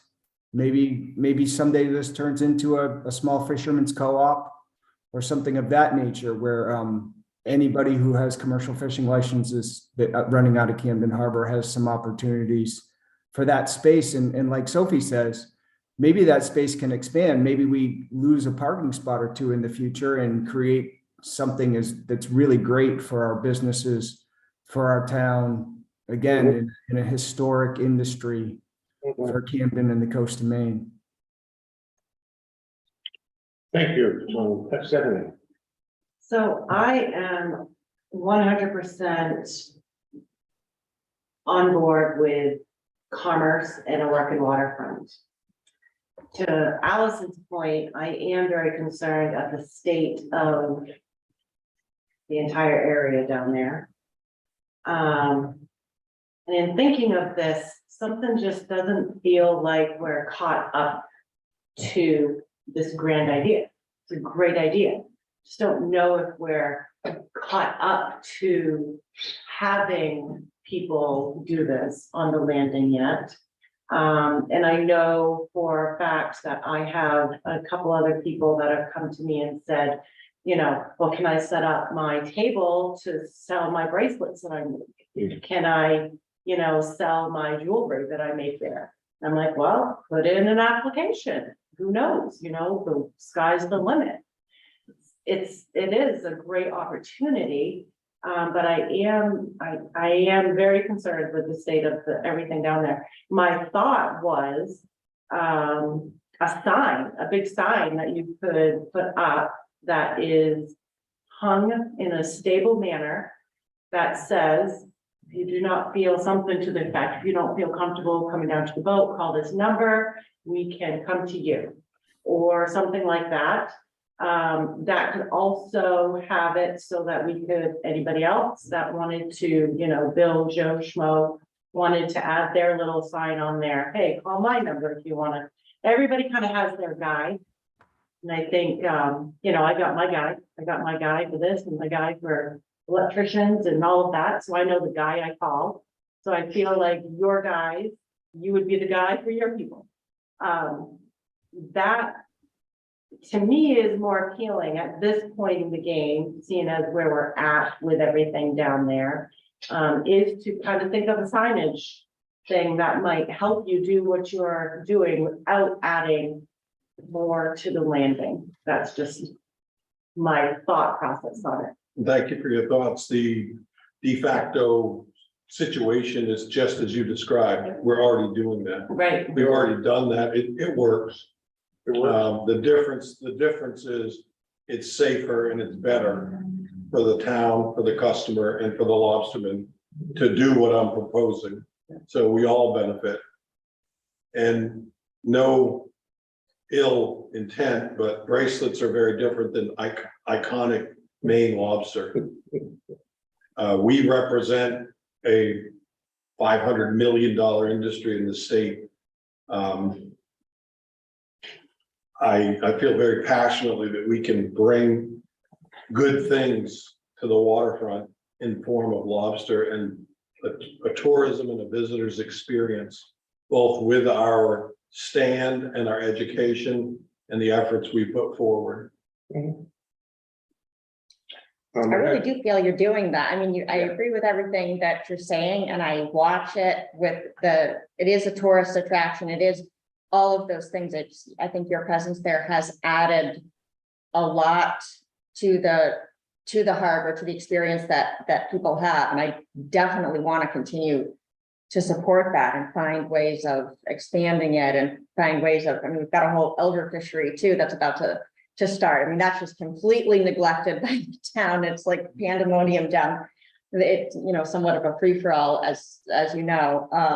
So there's a lot we could be doing to support the commercial fishery. It's a tough one. Well, Mark, just give me one break, because I have one person that wanted to speak in the public. Peter, did you want to say something? We'll just stand down for a minute, Mark. No, he's fine. He's fine. I think Mark brings up a great point, but you all at the board and our leadership in town have mentioned this 2, 3, 4 years ago, over and over. We don't have a plan. We need to come up with a plan. What's the long-term plan down there at the waterfront? Sophie brings up a great point that here the town owns a piece of property. It happens to have a little chamber of commerce, unit in it. The town has not taken advantage of owning this piece of property right at the head of this ridiculous parking lot to take advantage of these kinds of opportunities. Here's a vendor who wants to go out. Okay, so there may be some other ones who want to come in after him. Well, make him pay the town. If it's real successful, make him pay, so that the next person who's interested goes, oh, this isn't going to be it's more than $25. It's going to be $2,000. Or explain to the town and explain to Mark, what is the relationship with this harbor dogs? How long has that gone on? Where's the documentation with that? I mean, do we have a copy of that? How long is that list? And does it expire every year? It is a 3-year agreement. So they get 3 years. It's And then- revocable though, because the select board is only allowed to commit to 1 year technically. So any future select board can. It's the same thing we do with the wind cameras. I agree with you. But Peter's got a good point. Jeepers Most creepers. places would carve out, like in Rockland, for example, they've got like 3 spots. They reserve for vendors and they pay $3,000 a year. They have to bid on them. It's a whole. And this I leadership, completely agree. this leadership statement of we can't do this, it's gonna take forever, it's gonna take forever. We have heard this and talked about it. We have plans. There's plans for this harbor area. Talked about for the last 10 years. We need to just make a decision. It's okay to make it temporary, a year. It's okay. If somebody gets upset, I'm sure you folks can handle it. I mean, so I, 10 years ago, the town voted on the downtown master plan. All the voters voted on that. And it said many things that the town was supposed to be doing, like fixing and creating certain sidewalks, investigating better uses of the public landing, implementing paid parking because of this incredible resource that we have that was felt to not be being well utilized. Those things are all difficult. And the public landing, we're doing a pilot paid parking program down there. That was a recommendation that all the voters agreed on, and everybody just ignored it for 10 years, 8 years, because it's really difficult to change things in Camden. So there's a lot of that's happening, and we are trying to move forward with some of the recommendations that the town has voted on, but just trying to figure out how many of these things can you take on all at once is a thing that I think I'm not sure. That's not, But I think it's a different conversation. yeah, I it's a mean, totally different. I think we need to address Mark's request. I Exactly. think we've asked some questions. He gave us some answers. He did. I think it's probably time that we put this to a vote. I mean, because we can discuss. Some kind of proposal. and- So I make a motion that we approve Mark's what kind of license? Hockey and peddling, I'm sorry, I apologize. Vendor's license.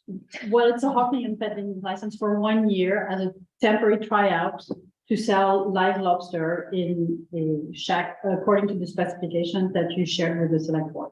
Can we further modify that, Audra, to restrict it to just one trial, one It's a- contract only Yeah. this year? and no It's other? already. It's already there's one. No, I mean for anybody else coming in and wanting to do the same thing next week.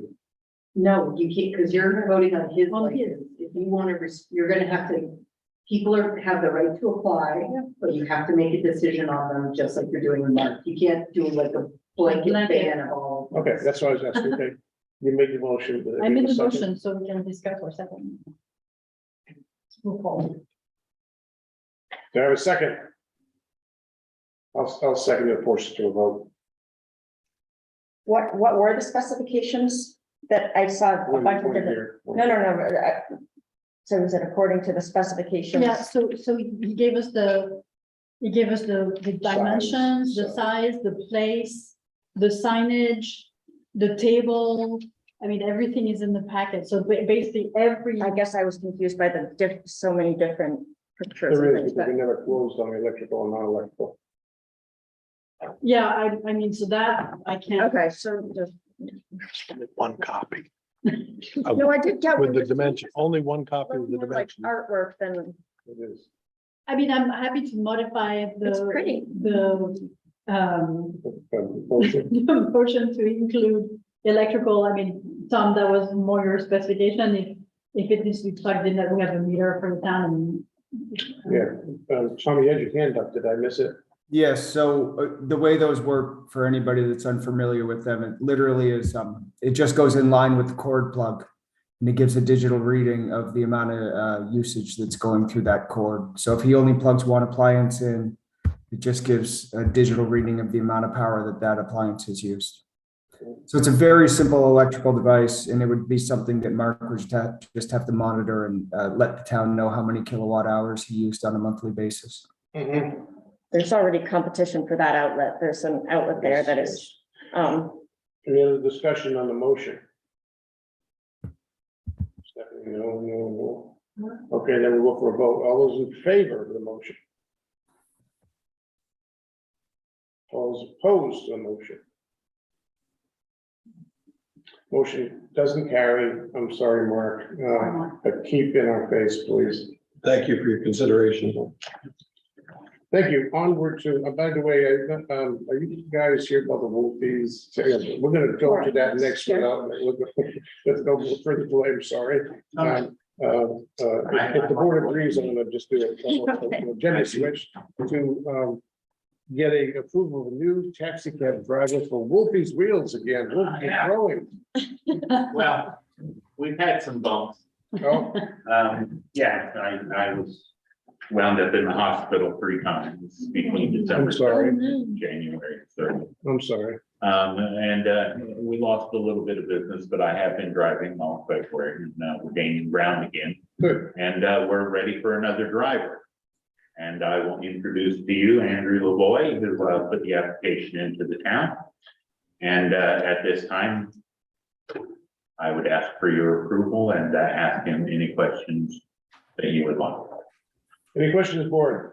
I just have one. Has he been approved from your insurance? Yes. Okay. Good question. I wanted to know. Told me everything I need to know. Yeah. Any other questions from the board? Tom, no, no. Sorry to put you through all this. Oh, that's You'd be like- okay. Yeah, you get to hear a lot of stuff. He is an experienced taxi cab Oh, driver, good. so, yeah. You're welcome. So you know how to be patient with people that won't stop talking. And he is going to be driving the late night shift, Oh, oh, Oh, yeah, that's great. you have the quiet times. yeah. Do I have a motion to approve? So moved. I second. Motion made, second discussion. Anybody know? I just have one suggestion, Yeah. if I may. Yes, ma'am.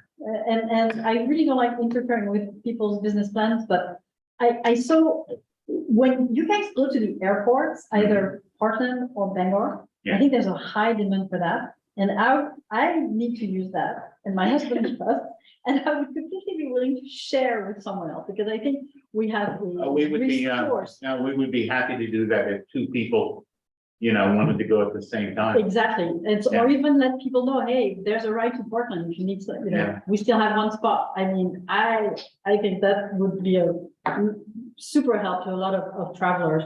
Most of the airport runs that we've done have been people calling at the last minute, Yes. whether other rides fell through or, Yes, can you take me to Portland by 2 o'clock this afternoon? yeah, Can you pick me up at 6 a.m. and have me in Bangor by 8, things like that. And I've encouraged, anytime I wrote anything about it, I encourage them, please make the reservation as far in advance as possible. And I'm not doing it, but, that's okay. It's cost the same whether I take 1 or 4. that's very good So, point. yeah. Well, all that said, we're gonna move to a vote. All in Yes. favor of approval of the taxi cab driver, please raise your hand. And Tom has raised his hand also. Thank you, Tom. Thank you, Tom. And thank you, guys. Thank Keep it you. going. Thank you. And stay, Welcome aboard. stay well. Yeah. Thank you. Going back to item C, which is the a license agreement for the existing second floor deck and patio at 10 Bayview Blue Intro. Arden. Yes, so, if you look at the as-built survey that we've included in the package. Yeah. 41. Yeah. You can see that in the upper left-hand corner of the town's boundary line on the public landing, we actually own the brick patio area that's in front of, this, what will be this new restaurant, but, there's been a few different restaurants who have been there over the years. But it's been used as sort of an outdoor dining area for the restaurants that are located there. So it's actually on town property, and because it is, we made a revocable license agreement to allow them to operate from there. And so it's a very similar mechanism to like, for example, when people are, building fences or putting utilities in the town's right of way. So that's what this is. It would allow that business to use that outdoor space and formalize the agreement between them and the town to do so. And the agreement has a price on it, It does not, we do not have any fees. fees for revocable license agreements, Okay, So which I would recommend that we consider Mhm. applying some to, because they do take quite a lot of time, like much more time than most but permits. if this current draft does not, that's what it does not have. We don't have a head of power. That's what. We don't have it to the, like the legal authority, is that what you mean? The head of power? Yeah. Head of- Yes, Yeah, yes, that's a nice job. I was like, oh, that's a new one. It's only nasty. if they want to build above the brick patio. no, they don't want to build anything. They just would be using that area, so. Yeah, I thought they were It's been looking at that. ongoing for, I mean, Yeah. Yeah. it's been happening and nobody really, it probably, They put tables and. I just can't remember the names of the businesses that were there before. Does anybody? there was Fireside, There was a Mexican restaurant there. Well, Yeah. Paulina's Way. Christina's Way, Pauline. Paulina's, whatever the heck it was, the restaurant that it became pizza place with. El Ancla, was that? Oh, yeah, I love Yeah, it. yeah. No, it was- The anchor, yeah, the anchor, and then, So it's here. and then the place that was, Brick oven, or- well, was, That was the fire, that was, It was Ben Curtis. Ben Curtis. Ben Curtis' place. Yeah. And And it went to two pizza places. So there've been a lot of businesses there. Yes. Yeah, I- it's been used. Want me to point? Yeah, to it? yeah, because I see the brick patio. Yep, it's there because this is our property, so they're getting licensed to use that. To use that, Yes. not this deck here. No, Right. No, because there's- Okay, I get it. yeah, there's like a balcony above it too. Yeah. So what they're gonna do there, they're gonna put tables and things like that, so, but their cars, I mean, it's always a nightmare parking situation there. Is this gonna? There's always been tables there. Always been tables. Well, the pizza Yeah. place had tables there. Yeah. Yeah, it's narrow for a car, but it's a one lane road anyway, between the parking there, so there's nothing new, but. Not everybody. Yeah, knows that. every restaurant that was there had a minimal outdoor seating with planters separating them from them in the cars. It really feels like private property. It It's, does. it it's does. very similar Well, in it gets- some ways to the, So do we charge ones them over rent? here. We do not. Do we charge them rent? No, Mhm. so they're just for free, they're gonna have? Yeah, I so mean, anyway, that's how these things. that's how they are. Now, and you're saying we don't have the authority? Well, I We mean, don't with the, we don't have a, so this is a, if we did like it the different way way. that Bill Kelly's described it, this is a, legal culture that's very particular to the town of Camden. A lot of other places don't do it this way. Isn't that quite a vote for, So. This is a so private- basically, we've always done it this way and, That's, what I mean, when it comes to, you know, businesses or any private party that wants to. Or is, I don't want to put it as an intrusion, but has kind of crept into the town's property or the right of way. This is how we handle it. This is a 5-year license on there. It's a revocable license, so you can revoke it at any time, but it's. Tom, did you have your hand up? no, I was thinking Karen. I mean, I didn't, but my opinion here is, I mean, I think that this isn't a whole lot different than what we saw with Mark just a moment ago, where we're allowing a private entity to utilize town property, or we're talking about it. And I get the feeling that that this one's gonna get approved, whereas the last one didn't get approved, and I see this as a comprehensive thing, where we talk about having a grander plan. This has been brought up multiple times during this meeting alone, for this space, the public landing, and maybe other town spaces as well. And we should allow them to continue the use of it because it's part of their business plan for now. But we should have something in place that these spaces should be rented. If the town owns them and they're being used for private purposes, they absolutely should be a revenue generating thing for the town.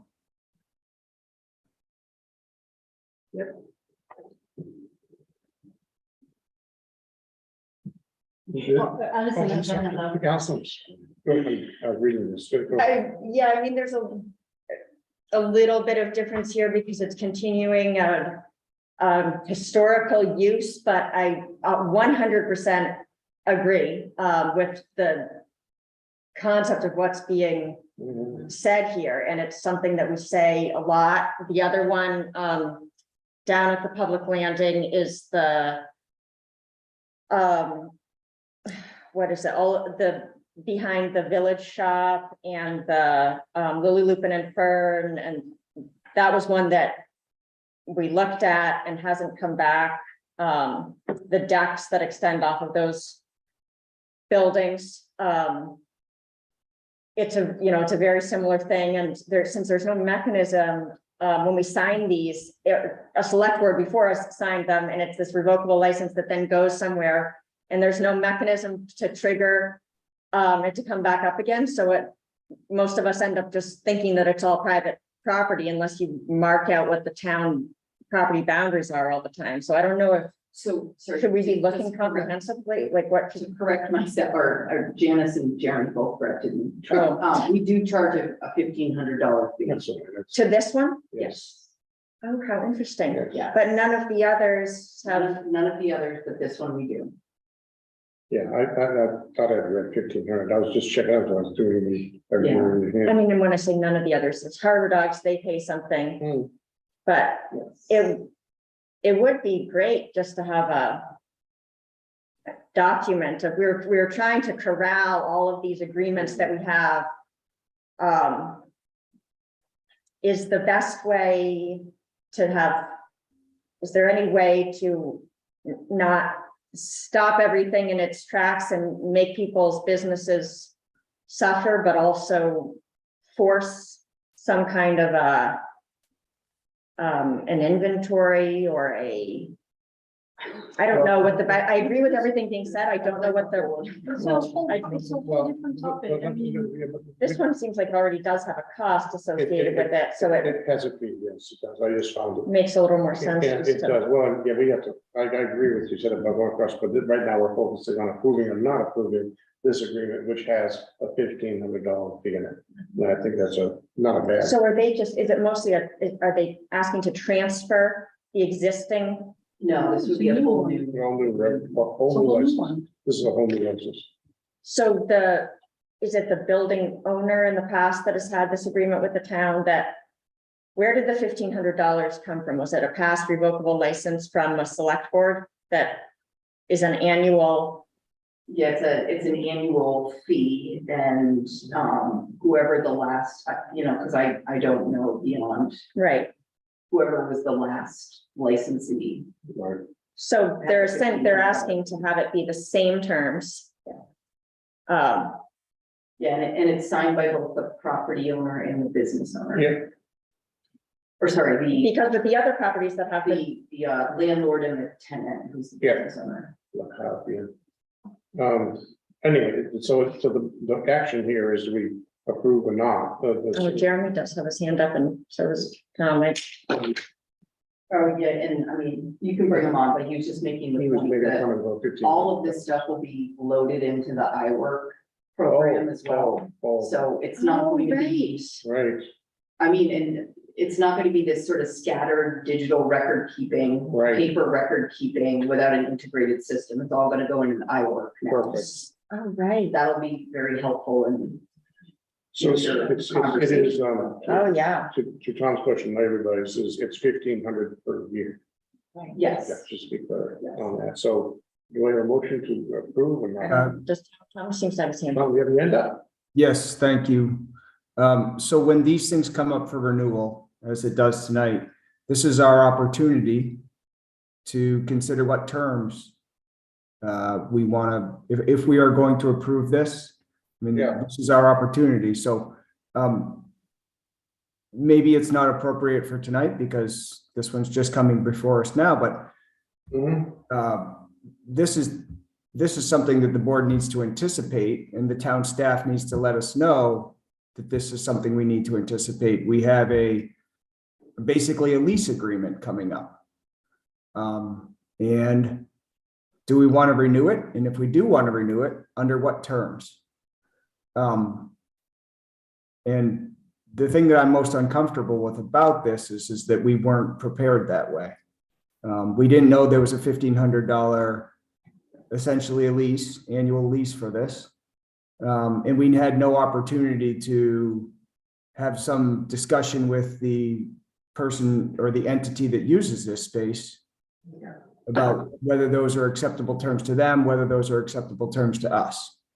Well, I guess part of this is everybody being prepared, coming to meetings and reading your packet. Thank you for that. I may make that comment. It's this isn't the packet. We should have read it. I did, and I thought there was a fee in it, but I had to go back and find I it. skipped the thing. And I agree with you. The more advanced notes we have is great, but that is in the packet. It should have been read by all of us, and our bad.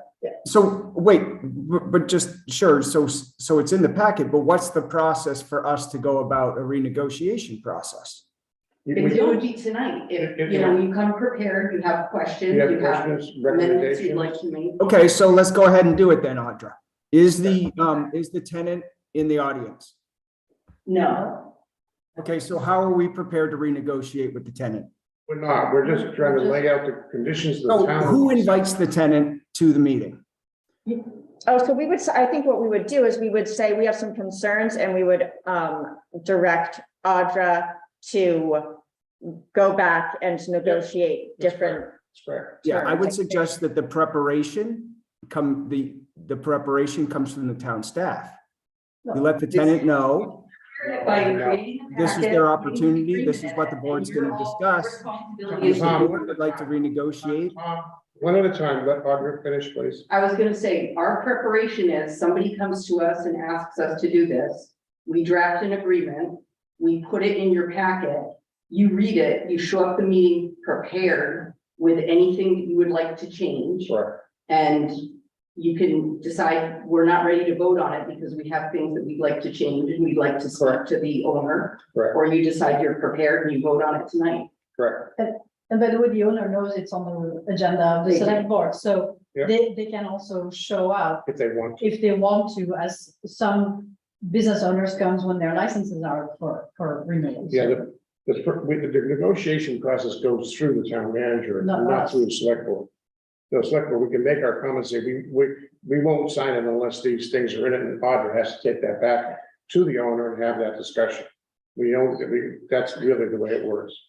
So I have this one. So I think in terms of, I know after being here for a few years and having these agreements kind of come up, it's taken me a few years, really the entire time, to get a little bit, I guess, savvier, sort of understand what's going on, like, okay, this is our opportunity, kind of like what you're seeing right now. I agree that overall, there needs to be, just for the benefit of future decision-making in town, there needs to be a little bit better, just a little bit more from town staff, maybe in terms of an introduction, like assuming for us, like, hey, guys, so this is your authority here, this is your opportunity.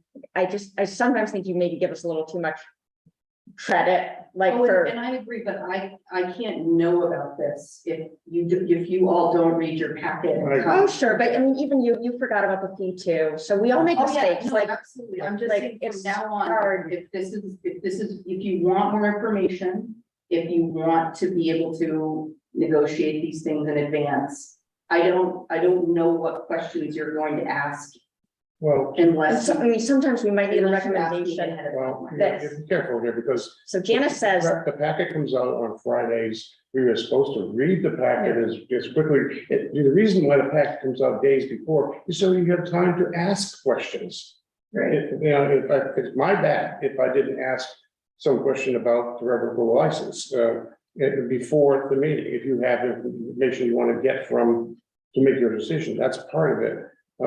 But I think we're getting a little off track. but we're missing opportunities as a board sometimes because we don't see all these things as connected. So it's not a criticism really of anything or anybody doing anything wrong. It's just that, like, Janice made a comment in the chat saying that she has an internal spreadsheet that has all of the license agreements She does. in there.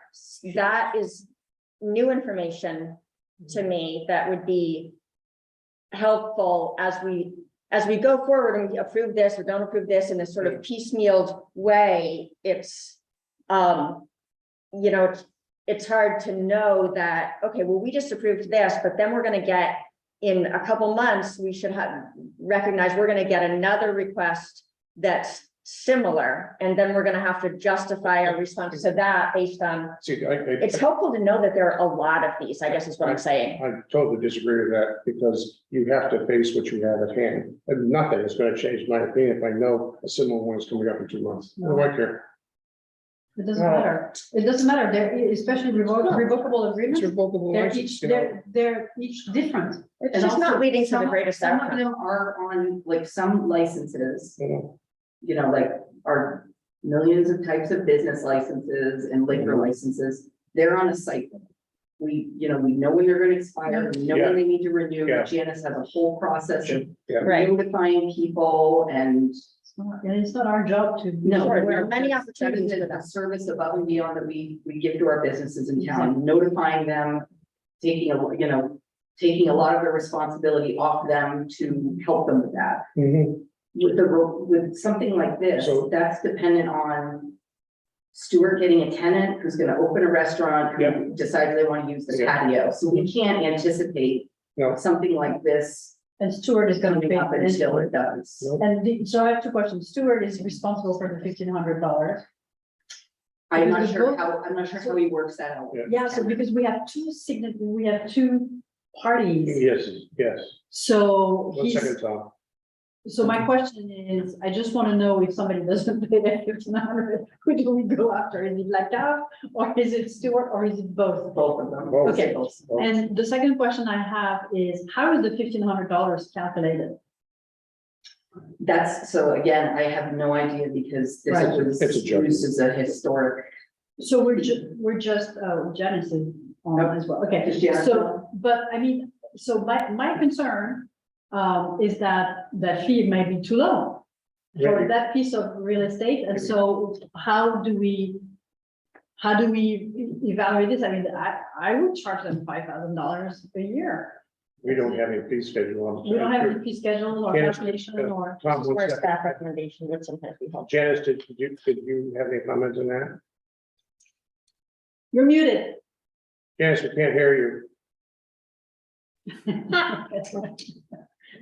You look really good. You're still muted.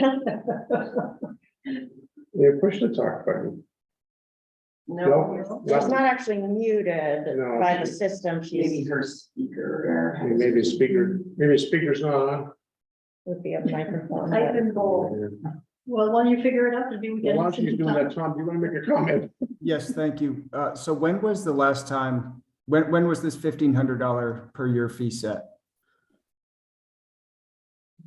In this agreement? No, when, No, it's. Yeah, They're using the same terms than the previous one. Yeah, I mean, so, any business in town, I think every business in town has raised their rates in the last 5 years. Is this a 5-year agreement, the previous agreement? Mhm. So, do we have in the packet, I'm sorry, I should know this, but is there the previous agreement, was that in there too? We only see, The new one. so you took the previous agreement and created a new agreement from that. But it would be helpful to see the previous Yeah, that's agreement, right. just to understand, All right, but The that's. previous agreement is the past, it doesn't matter. No. Maybe I Yeah. think we we, saw the so my previous. point is, this is our opportunity It is. to It look is. at this and It is. decide whether this is something we want to continue. And it's also obviously an opportunity, and the board's taking this opportunity to discuss how we want to handle these situations in the future. But we definitely need something from the town staff that gives us a historic perspective of where this was, how this came into place, why it's built like the way it is, when was the last time it was negotiated? If we want to make changes, how do we go about that process? If you want to make changes, you need to, for example, if we don't think the fee is high enough, we can recommend a higher fee. That's what we can do. We can do that right now. Yeah, I was gonna do that one. Everybody else. Oh, go ahead. Okay. The first license was set in 2013 for 5 years, and they only paid the first 2 years. And they only paid the first. 2 years ago, Stuart did not own the building back then, and the 1,500 was set by previous board 10 years ago, and it was supposed to have a certain percentage increase every year. Oh. so we took I no think- action, when he didn't pay? Sounds like there was no increase in fees for a number of years. So who was responsible for implementing that increase in fees? It wouldn't come back before the board every year. Wouldn't that be town staff that was responsible for? Not, if it was written and said 2% per year, it's automatic. If it says, it usually be at the discretion of the board. I know it's automatic, but who makes sure that it's paid? Well, that's not the board's job, that's the town's job. But, It's a lot of work for it. I mean, what I'm understanding is that all of this stuff is a lot of work. Yeah. I guess maybe what I need is a recommendation from you, Audra, the town manager. You know, this is kind of an issue. That in the future, we might want to do better. There's only so much we can do Mhm. now. Like, what's your recommendation for how we would handle this I would right say, now without like don't- damaging us for the future? don't look at this the same way you looked at the hawkers and peddlers cross. There's a reason why this is different, and that reason is that this little slice of town property that we're talking about is right up against the edge of the building, like of a private building. Yep. And this is for like a private business to be able to expand out onto, you know, property that's owned by the town. Right. That's why we use this mechanism. It's the same thing with Mhm. when private residences want to do the same thing. We use that same mechanism. So I think that, you know, for cases like this, where it's businesses that want to encroach on the town property, this is a perfectly reasonable way to do this. As for the value of what that is incredibly subjective. Yeah. And if we were to do like, for the amount of land that we're talking about, to do something other than just put like a best guess is a huge waste of resources and time. What's a parking spot worth? Like, because I would say a parking spot is worth $1,000 a month. a month. A month. Because that's essentially what it is down there. It's if it's there, somebody could park there and instead of parking there, So, well, I mean, we can debate that, but it's close. And so they're gonna be parking on town property instead. So it should be reasonably consistent with the cost of a parking space. Yeah, I know. But if we don't have, we don't, I don't believe you can put a car against that building and it's not stick out in the street. That's, It doesn't matter. I mean, I think the reasoning, if I may speak for Allison, which I don't like doing, but the reasoning, it's roughly the same kind of area. So we should charge the same price for the same space, right? because we could have made it a paid parking spot for a paid parking. What are we recommending for the price then? Make a recommendation. I made a recommendation that we charge them $5,000 a year. All right, I did. That's my Yeah. recommendation. It's prime real estate. We can't, that's my own. And I couldn't support that. you think that's too high? What would it cost if we went back to the 2% 10 years ago? Can we do the math on that? Which was the agreement? It's probably in the order of 2%, so 1,500, 2%, you're talking about, $30 a year. 20. Those It compounding would be interest. about between 2,000 and 2,500. At least we've made an agreement that was generally accepted 10 years ago, and we have a basis for If you What could, does Harbor Ducks pay? I forget, is that around 3,000? I don't remember. I think it was, the Rockland Food Trucks No, pay but I three think there's thousand, some, right? there's some credibility in what Tom said, because you take, Yeah, if you take if it was, I'll correct me if I'm wrong, if there was in the original agreement of X%, or probably can increase it every year by an increment, it's probably in the order of 2%. Over 10 years, it's probably between $2,000 and $2,500. That's what it would be today. That's more reason, $5,000 is just a number out of the air. So it's 1,500. yeah. Sorry, it's equally, Sophie, no, That's exactly the point I just no, made. but I mean, so either we rent, Make a motion, I'm not supporting $5,000. 2,500. 22.50 and 50 cents. it's a bar. Let's- In 2 weekends, they it. Let's come. actually do the math. Let's do the math of what 2% is from 10 years, and we'll set it there. That was agreed upon. There's a precedent. It's the compounded is probably a bit closer to 2,500, but it's probably like 23 something.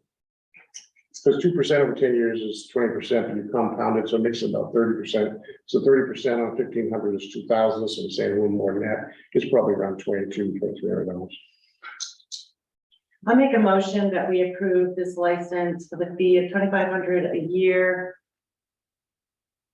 with all of the terms as written. Second, Motion made and seconded. Further discussion, Tom, your hands up. Are we going to continue the 2% increase? Yeah, at least, why 2%? The agreement is. Inflation. the agreement doesn't have any. No, we can add it. I mean, seriously, 2%.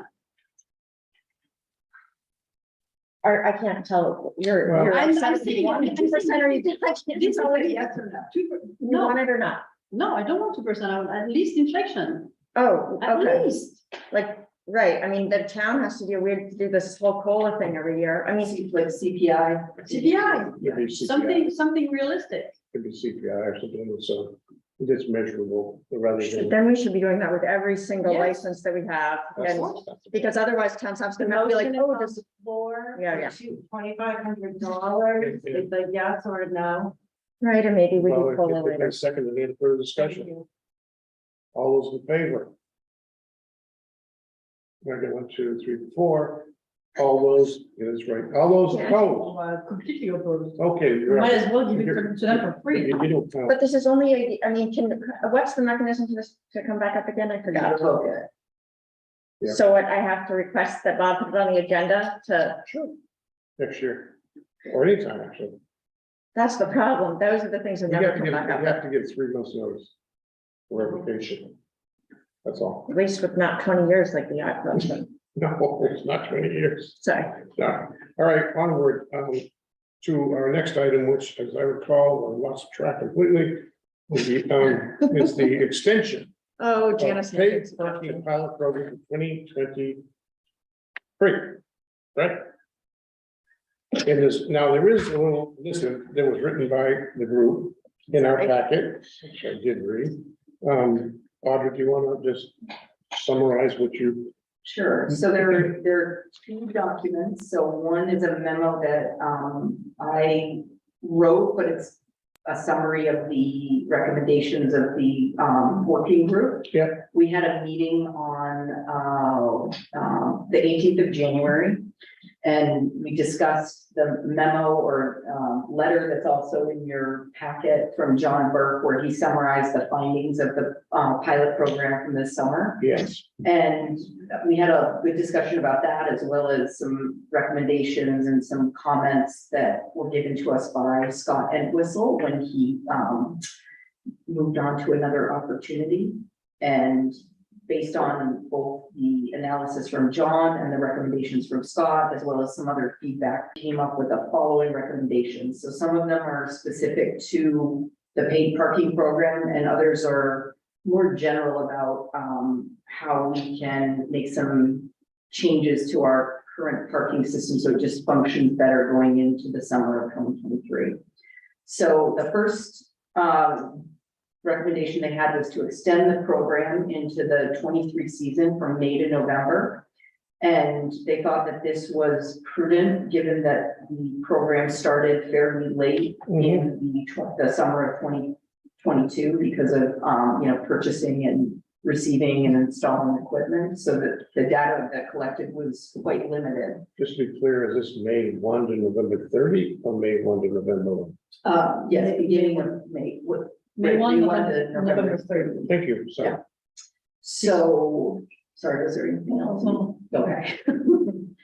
So, they thought that running the pilot for the entire season would give us really important data that would be helpful for any considerations about expanding and adjusting the program. So there was discussion about expanding it to include maybe on-street parking, maybe other, surface lots in town, but they decided, why don't we just go slow for another season, get a full season of data just at the landing Yep. before they make any other recommendations on expanding them.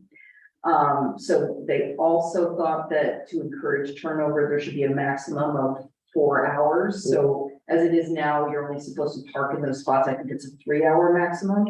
But they thought 4 hours would be a good amount of time to give particularly people who are visiting town the opportunity to come and do multiple things within the downtown. sure. And it would still increase that, or still incentivize that turnover so that, yeah, absolutely. So the idea is it starts out with, people can pay for, 1 hour, 2 hours, 3 hours, all the way up to 4. But after 4, they really do have to leave and go to more longer term parking if they want to stay. So, and that would be from the 9 AM to 6 PM window of time. Right. And also after the first 2 hours, the prices would escalate in the next two, because that will also help encourage turnover. So the town also, or they encourage the town to improve signage in the following areas. So, adding more handicap parking signage at the public landing that explains that they don't have to, handicap parking is free, so anybody who qualifies for it doesn't have to pay for that, and making that pretty explicit. Also improving signage, at the loading, unloading area, for commercial and recreational boaters who use the public landing. So I think, you know, there are some people, particularly, dinghy permit holders who might want to be, you know, unloading their dinghies, who don't realize that, you know, they can just go there and use that loading and unloading area. They actually don't have to park and figure all of that out. So making that. Or bailing out for things. Or bailing. That's. Whatever, or dinghy maintenance, whatever there is. Also improving signage near the Chamber of Commerce building about the program, because that seems to be an area where a lot of people go to if they want to find out more about what they need to do. And also coupon codes that would allow free parking for one Chamber of Commerce volunteers during their volunteer shifts, as well as residents age 65 or older who would like to recreate at the public landing for several hours during the week, who aren't eligible for handicap placards. So- Several hours per week. It's all very informal, how that's gonna go. They basically show up and they ask for a coupon. I see. But so would that give them? Go ahead.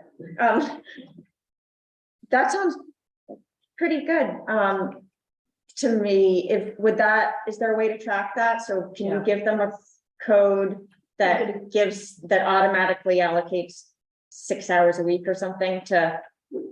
Yes. We're gonna figure it out, but they have to apply for it. Right, no, I like that. And Seems like the they're also idea coming in, I think most people aren't gonna do it, but, It's true. but If it's limited But number of hours per week, that's. for people that are, That's a good way. feel it's a hardship for them, and, It's for people who are not eligible for a handicap. yeah, that makes, License trust me, I'm aware of the demographic. I've had some conversations, This category is half. but do we actually have a way of doing it? Yeah, Yes. but they're not all gonna come. Okay, keep going. And we have published a list of them. No, but we can also screen, we can have like. We'll see, we'll just collect the data. Will we be able to know how much it's used? Yes. Yes, because there's a code. Everything's gonna go through the I machine. know, but I've been, like, Yes. are we gonna get the data from Yeah. what happened over the summer or So something? Or Well, you- we have to, in the, like, the report that you have a lot of that data. Okay. But we also have a new parking enforcement officer, young guy, Oh, super Spencer nice. Julie. Oh, right, okay. And he's mulling the data for us. oh, So I'm gonna, great. Yeah, I'm he's gonna- looking at the enforcement data. So what Yeah. John summarized in his report is data from the actual meters, but Spencer has Scott's enforcement data. so Okay. I'm gonna work with him on So that- extracting more data and from this. Tom, Thank you. My first question is, do we have any precedent for the increasing fees? I know it's stated as sort of a blanket statement that we're going to encourage people to leave by increasing the fees for the second 2 hours.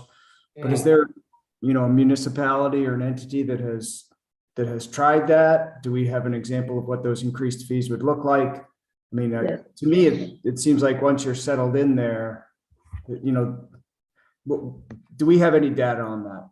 Yes. yes, We do, and by the way, Tom, one of the biggest pieces of feedback we got from the group and from especially the Chamber of Commerce and from Scott is that the group that came to the advisory parking group all said that it increased turnover. They're very happy with that project because they see more turnover. They see people also shared with Scott that it was easier for them to find a parking spot. So these are things that we really want to hear. Increased turnover increased turnover and it's easier to find a spot. I think Bar Harbor has a scaling fee to encourage turnover as well. And we can ask, part of Portland. is- and part of Portland, we can ask John Burke for Yeah, example it's of very that. common. There's a lot, he has a lot of other examples. Like, it's not uncommon. Well, So John, that- could we just come That back does to- lead into my second question, and that is, do we actually have data on the turnover? Obviously, we'd have to have historic data on that. Yeah. And what Yeah. the parking was before we implemented this system. And then what the turnover was, or the difference in turnover after we implemented this system. I Anything think- else is just supposition, I would think. Yeah, So I think we probably don't have data on the turnover before the system was implemented, simply because enforcement was not. yeah, It was almost, we had designed a system that was almost impossible to enforce. yeah. And the way it is now, it is almost self-enforcing, because pricing something enforces how, like, it changes your relationship to it and how you use it. Yeah, Tom's question, you'll have that data you alluded to, Tom, after the summer. we'll Well, have a data. lot of it is in the report that. No, so- just yeah. question about turnover, year to year, we'll be able to look at what. Oh, year after year, but As we go forward, I would say if you don't read anything else in this packet, please read John's Yes. report. absolutely.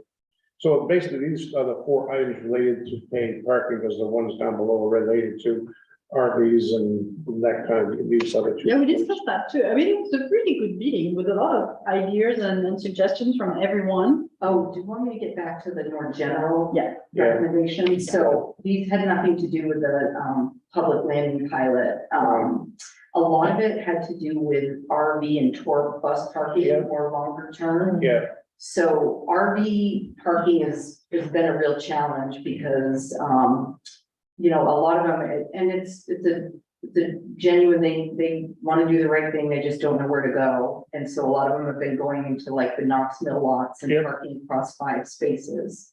Yep. The reason why that's particularly problematic now is because so many of the people who used to park down at the landing and shuffle around all day are now parking longer term up at the Knox Mill lot, which is exactly what we want them to do. But if we have RVs that are parked across 5 spaces, Yeah. that makes that difficult. So Yeah. we're going to be, one of the recommendations was more enforcement of no parking for RVs Yeah. in the Knox Mill lot and some of those lots, particularly overnight, as well as at Lake Beach, because that's a problem too. And the public safety lot. So instead of them going there, so tour buses and RVs will be encouraged to park at the tannery and the snow bowl, with overnight RV parking to be permissible at the snow bowl. only, Yes. Only. okay. Any comments on these recommendations, other than they sound pretty good? There was a lot of complaints about RV parking. Yes. We spent a lot of time. Well, I on know RV that's parking. very, very common, and the most And- difficult thing to handle in a small town. Yeah. I'm probably like the source of 50% of the complaints, because I park Allison up is there and when I the- see them, I call in about it. Oh, I thought you were the one with the No, RV. I me. was like, oh, nice. Where did you Um, get it?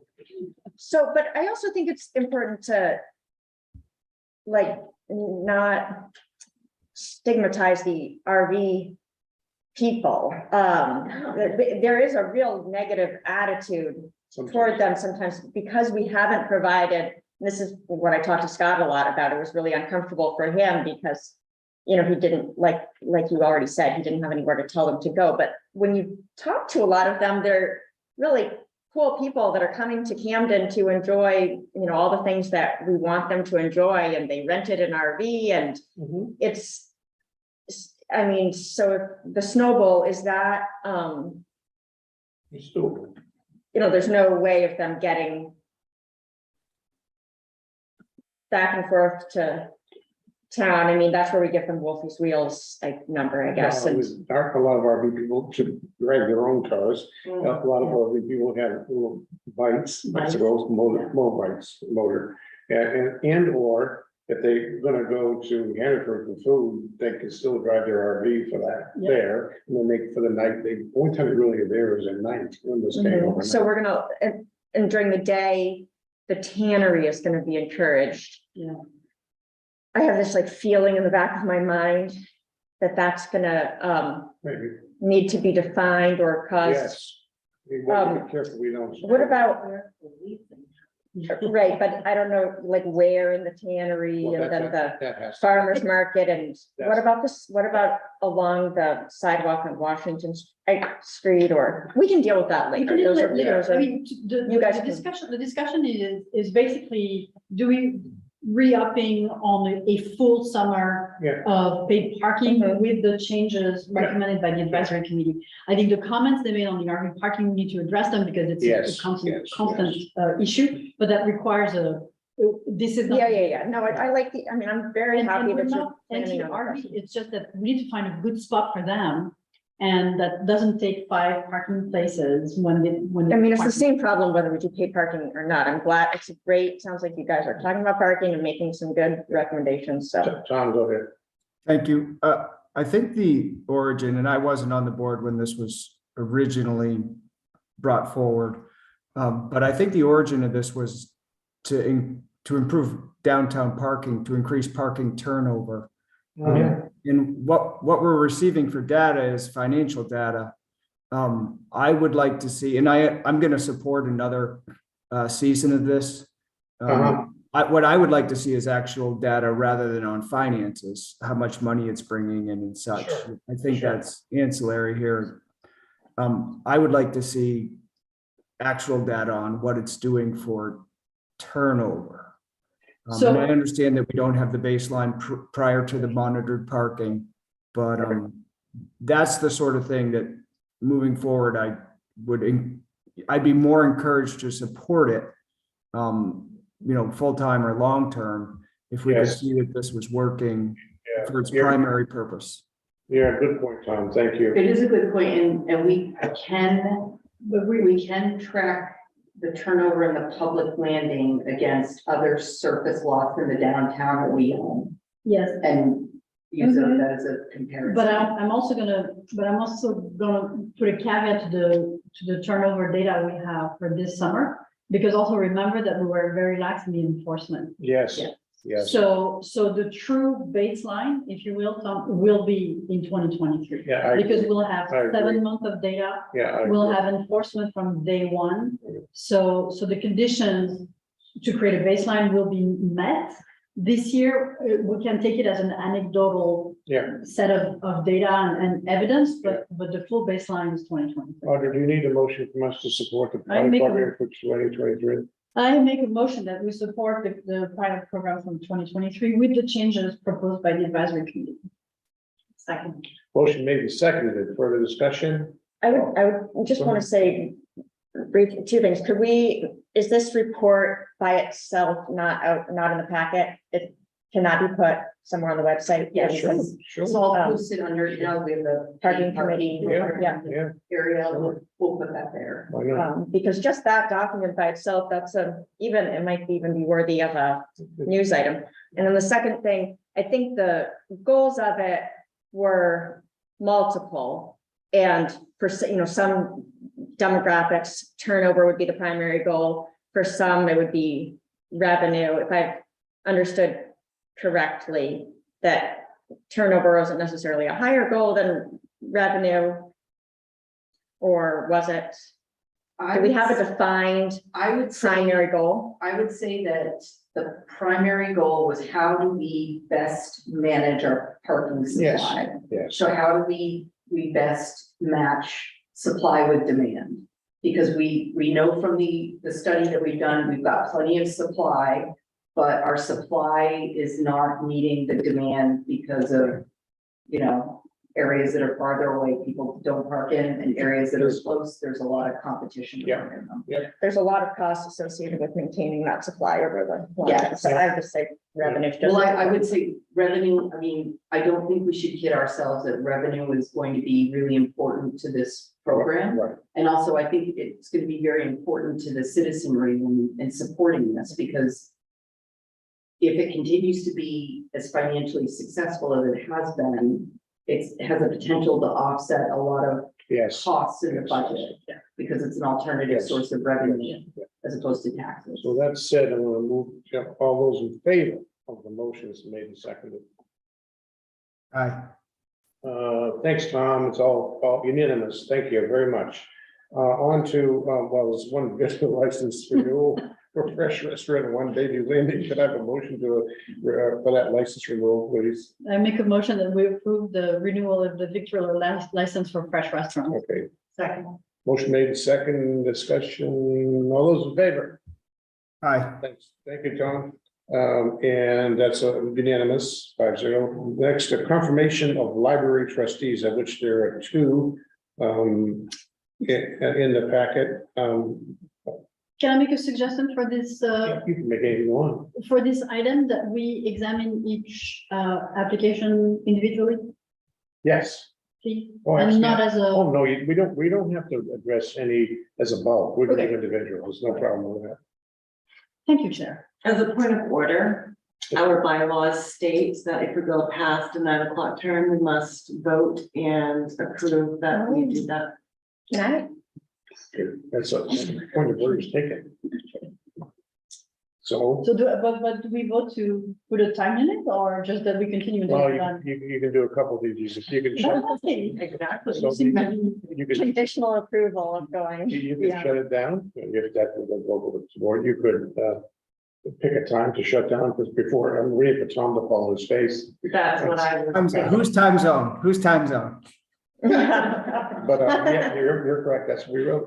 What do you want to do, board? I move that we continue for another half an hour if needed. To 9:30. We can, I don't, yeah, I'm open to suggestions. I second, No, I don't, I'm just making, that we, 9:30 seems reasonable to me. so does anybody, which, okay. What- how many more things are on the agenda, actually? 9:30, all in favor? Oh. Tom, you shouldn't vote yes. I on was that. gonna say, I'm sure Tom led, given the. All right, so let's not talk. I probably should have gone for 9:30. We've got two, if we have to leave some things off, we will, but right, the two most important, we got a couple of confirmations here. One I'll discuss in a minute, the second one, but this one is for two individuals who've been nominated by the library trustees for membership. We'll take, which one first? Elizabeth? Okay, What you got to say? I would move that we. So I don't know Elizabeth, but I was at the library board of trustees when the vote took place. And she was a pretty smooth sailing okay, approval from, Okay. I think the majority, I mean, more than the majority of the board, almost unanimous, I would say. So that So was unanimous, but it was unanimous? my reports are all secondhand, so I No, wasn't. because I was there, but I There, didn't write it down, but I know she had a high rate of approval. I think she has a great background and she's willing to serve, and I think she would be a great board of trustees. okay. So my I would move recommendation that- is that. You're making a motion, I'm making a motion that we approve Do I have a second? Elizabeth. Second. Motion made in second discussion. Anybody? All those in favor? Aye. I've included Tom, thank you. Senators, right? Sorry? Did we get the last name? Was Yeah, I said Elizabeth, but Yeah. please, Caitlin, add the last In name case of that's- Elizabeth. yeah. Elizabeth, I apologize. The second nominee. Dennis McGurk, with my nose. So this, from my attendance at the library board of trustees, this nomination was led to a much more expanded conversation. And mainly, in my take is that in the past, I mean, Dennis has been on the board of trustees in the past. And I don't know this person, but from my understanding is that Dennis and the town, Dennis does not participate in creating a collaborative environment with the town. And I think it's really important because of all the issues we're gonna have to face with the library. We want to talk about the seawall, the dam, all those things. It's really important that we have a board of trustees with whom we can have open conversations and we can have disagreement, but that we can find common ground. And from what I understand, I'm not sure Dennis will help us find common ground. So I have a concern about this nomination. Okay, thanks. Alice, go ahead. I know Dennis, and I personally can find lots of common ground with Dennis on many issues. He's a really smart guy. And even I've talked to him at length about the dam and the seawall, and there are many areas of common ground there.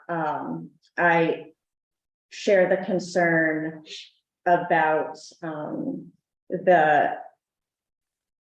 the fact that it wasn't a close to unanimous or close to unanimous, recommendation from, the library board of trustees. They tend to be a fairly easy group to get along with. And I think mainly one of the most important roles of the library board of trustees is overseeing the parks, the amphitheater of the park, and Harbor Park. And Mary Louise Curtis Bach being the donor that gave a lot of the property that we most enjoy in town, was gifted by her with certain deed restrictions. And I have seen over the years that many times when there seems to be broad consensus among residents that they want something, picnic tables, for instance, it's a very, small example, but I remember, especially with the Village Green, so many people saying during COVID, hey, can we just get a couple picnic tables on the Village Green? And everybody seemed to agree about this very simple thing. We've got this town space. We'd like to try to do this for a little bit.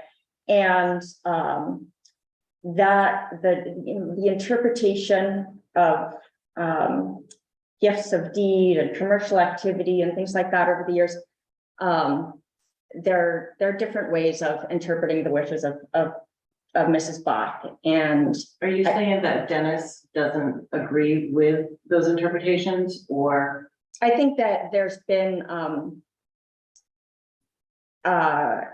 what I've seen is a very rigid interpretation that I don't think or has been shown not to necessarily reflect the opinion of the Bach family. It may have reflected the opinion of several of the members at a given point in time, but I think that with these amazing town resources that we have, we should be looking a little bit more broadly. And certainly if all of the Bach family has a concern, that should be. I think there are different ways to interpret history, and that some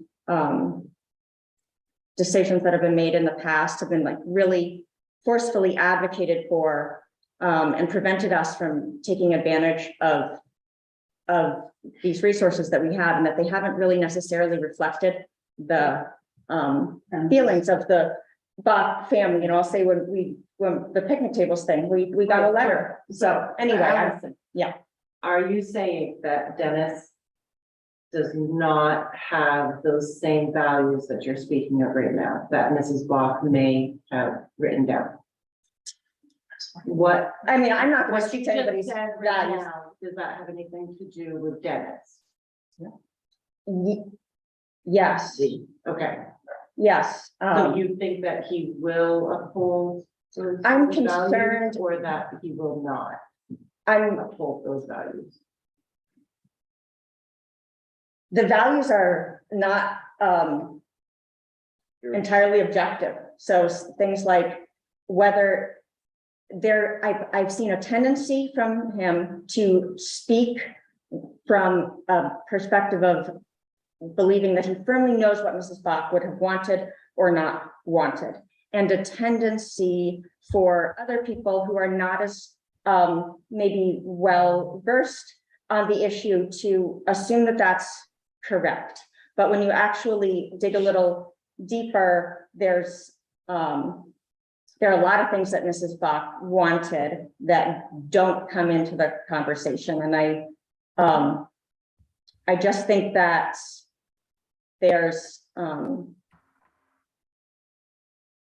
that he's, Dennis has been on the board in the past. He can continue to contribute as an advisor, as a volunteer. But I have heard so much from residents that they would like a little bit more of maybe a reexamination or a more flexible view of what Mrs. Bach really wanted, not just what happened to happen at one point in 1931. And, yeah, I just think there might be better candidates out there. Other comments? But mostly it's the fact that it wasn't a unanimous, it troubles me that it wasn't a unanimous. You know, there's disagreement with the library board. If there had been complete agreement there, I would say, okay, I trust that there was a robust conversation and that, but I just, I'd be more comfortable with a unanimous recommendation. And I think that Sophie hit a point that's important from my perspective, and that is, I have believed since my time on the board that the relationship between the board and town and the library has been strained. Its foundation is on the core of the, well, just lack of specificity, whatever the word is, of what's in the agreement between it. It doesn't cover stuff. For example, the root of it is we need all these things. Town write the check. I'm exaggerating. They need help. I get it. They work miraculously hard to go and find money to fund their portion of what they need to do. But that bridge needs to be mended, and it takes. And I'm saying this because Dennis and I are really not very different. He's a little younger than me, I think, but we come from the same generation. And I know this because I would not want me to be on the board of trustees of the library.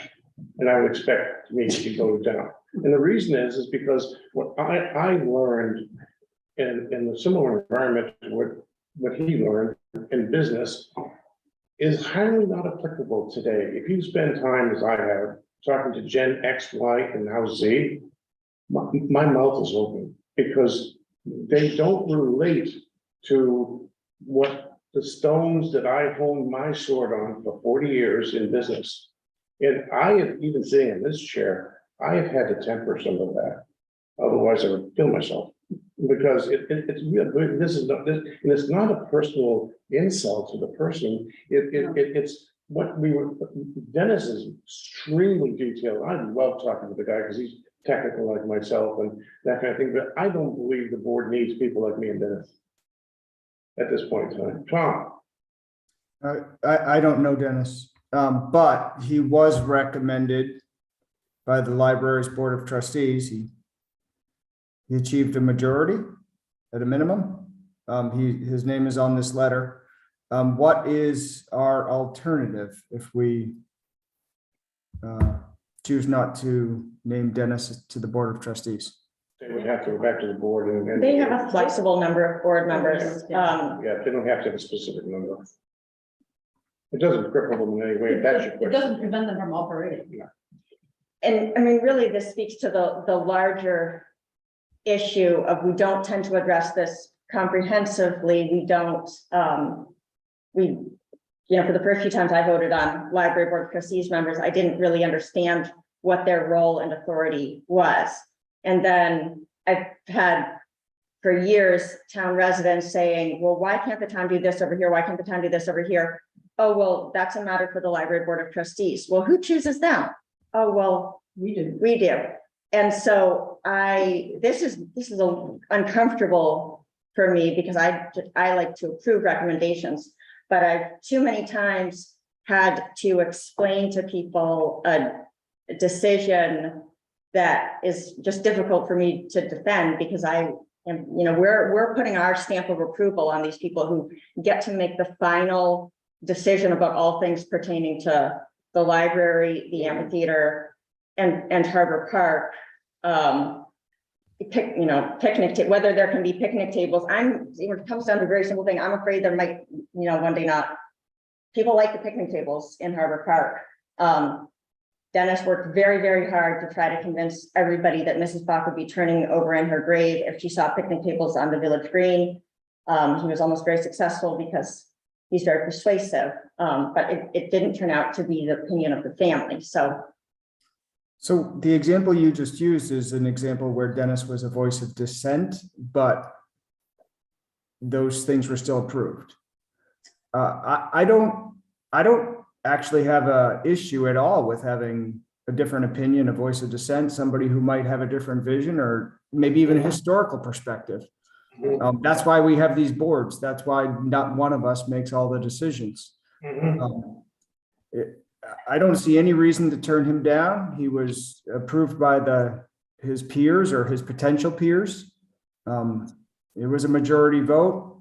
And you know what? Then they have their own forums, just like we have our forums.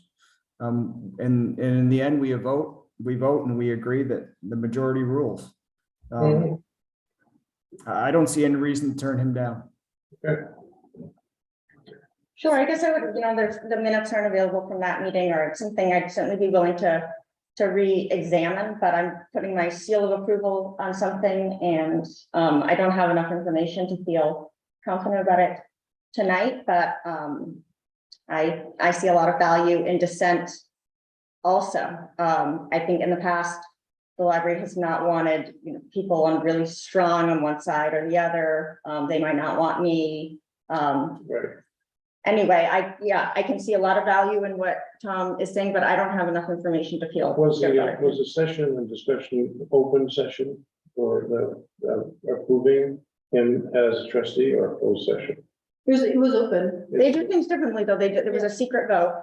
No, it's a secret vote. Yeah, it was a secret vote on Zoom.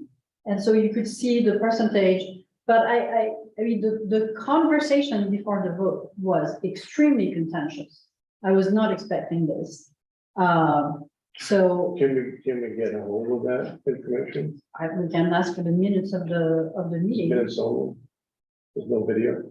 I don't think they're They recorded. But it's not, you have to be there in order to watch it. It's a little different than how we operate. There's nothing to prevent them from making the recommendation again and having us reconsider. It's not the same as our other committees or the planning board that needs a minimum number of people. They're not at that level. I mean, the fraction was really generational also. It was very clear. That doesn't. So I'm just gonna put it to a vote. I propose, sorry, what do I say? Would you try to propose to? Do you want to confirm? Decide on To vote and approve approve per the library's trustee? recommendation Mhm. of a trustee to appoint Dennis Yes, McGurk. McGurk. There was a second Second. motion. Sophie beat you to it. Gotcha. Further discussion. All those in favor? Tom is in favor. All those opposed? All right, 4-1 is not approved. Again, I would love to have had more information from the library on the pros and cons and what they were, rather than, my only concern is all of ours is that Dennis doesn't take this personally. He's a great person and tremendously admire him, but I think there's a more substantive issue working in the background that we need to address. Now, if there's some way that we can get some information from them, that's fine, as we can admit. We should also probably coordinate with the Board of Trustees on how they would like us to, how they handle interest in being on the board. Yeah. I think I heard at one meeting that there's an open process where people can express interest. But, when we have that committee interest form that we give to people and they kind of see all the opportunities for being involved in the town, it might be good to say, if you're interested in these parts of town, this is, contact the library or contact, so that, because, I want to move on because we only got 5 minutes, but to that, and it's not because of the 5 minutes or whatever time we have.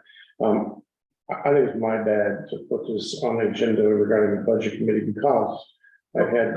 I'm sorry, Bob, we haven't approved Liz. Did we So vote we on did. Liz? Did we vote on what? Oh, we did vote on Liz? Oh, yeah, we did, Tom. I'm sorry. Okay. Tom, I'm surprised you're still upright. It was the only unanimous vote. Right. it was not. Okay. Leapt through that one, sorry. We haven't, I had a number of people said, I really didn't know this was being vetted. Number two, we have a limited number of applications. And I don't think, I would recommend tabling this till the 21st, and it must be done on the 21st. It must be done. It must be done to get, I only, when you have, 5 seats and 5 applications, that's not, that doesn't wait. It's not I also, I know this is not an agenda item, but I want to throw this out. We need a charter amendment and how budget Oh, members. Yes. Because it's like this weird hybrid system that they created Yeah, where I you agree. are supposed to fill out a committee interest form and also get your name on the ballot, which doesn't work. That just, those two things are cross We should purposes. consider that. We just need to draft people, that's the only. I will make a motion that we table, is it H?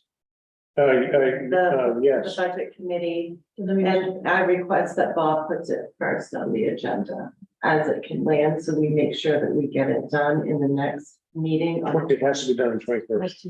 The motion should be. Yeah, but we don't want to do it when we're all foggy and foggy. I second. brain. So it's time. All right, so Russian bread. I have a motion to table to the 21st of February, seconded by Sophie. All those in favor? And Tom says yes also, so it's unanimous. Audra, can you do a brief management? I thought, do we need to, The the peer moratorium, moratorium, extend the peer the peer. moratorium? Consideration of extending the peer moratorium? I swear that was on the agenda. Yeah, and it It's should, supposed to be on the agenda. Don't we need, I saw it on there. it's on there. Where?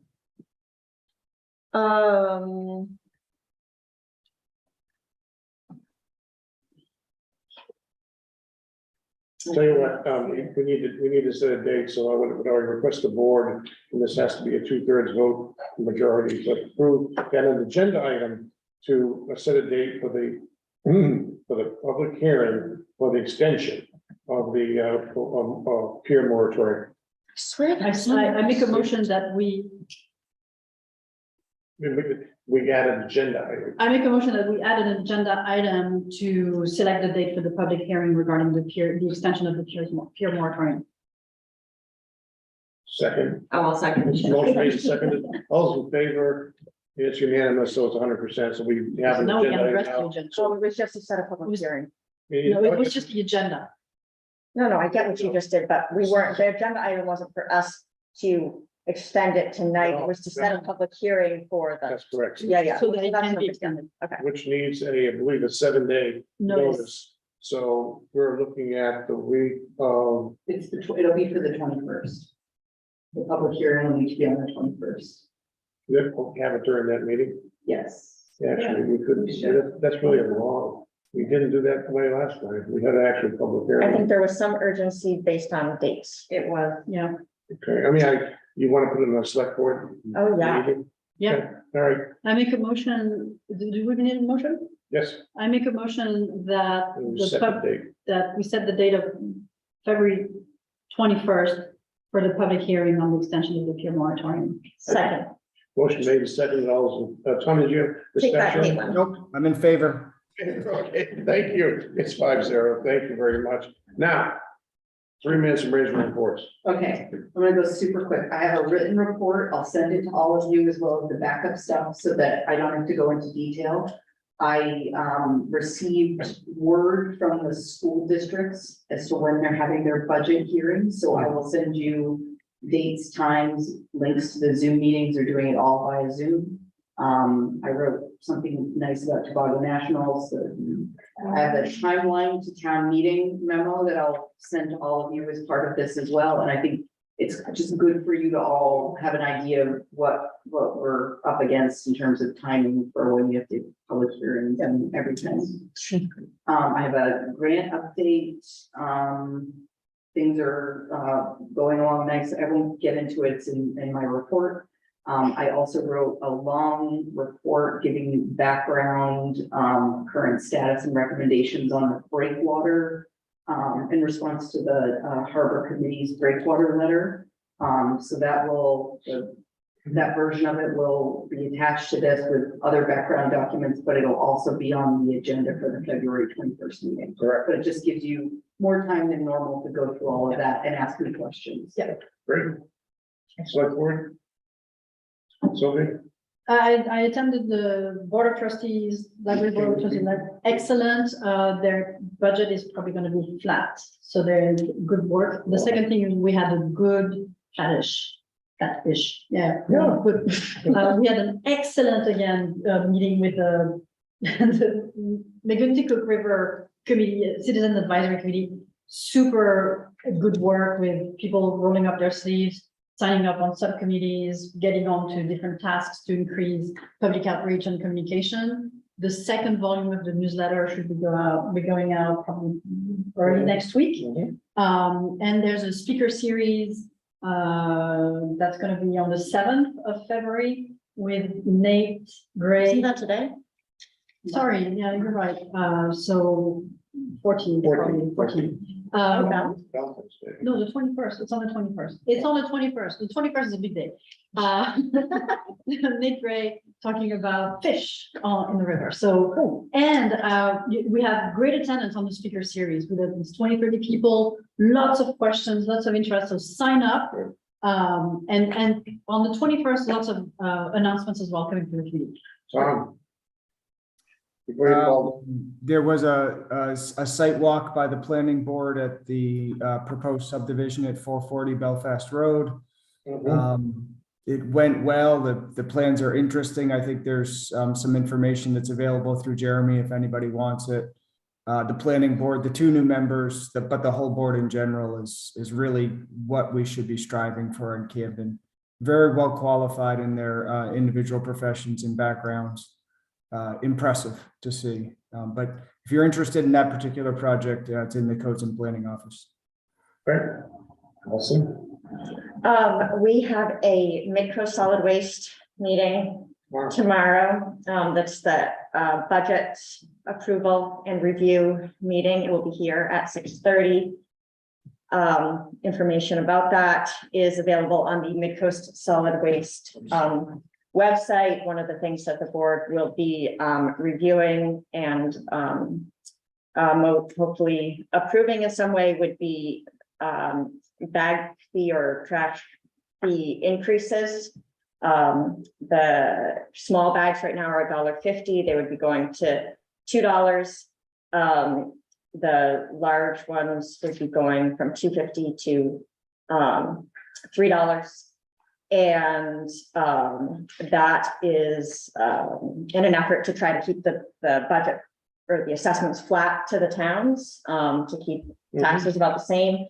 The way that the interlocal agreement works with Midco Solid Waste is that bag fee, certain fee increases such as this do need to be reviewed by the municipal officials of each of the 4 towns.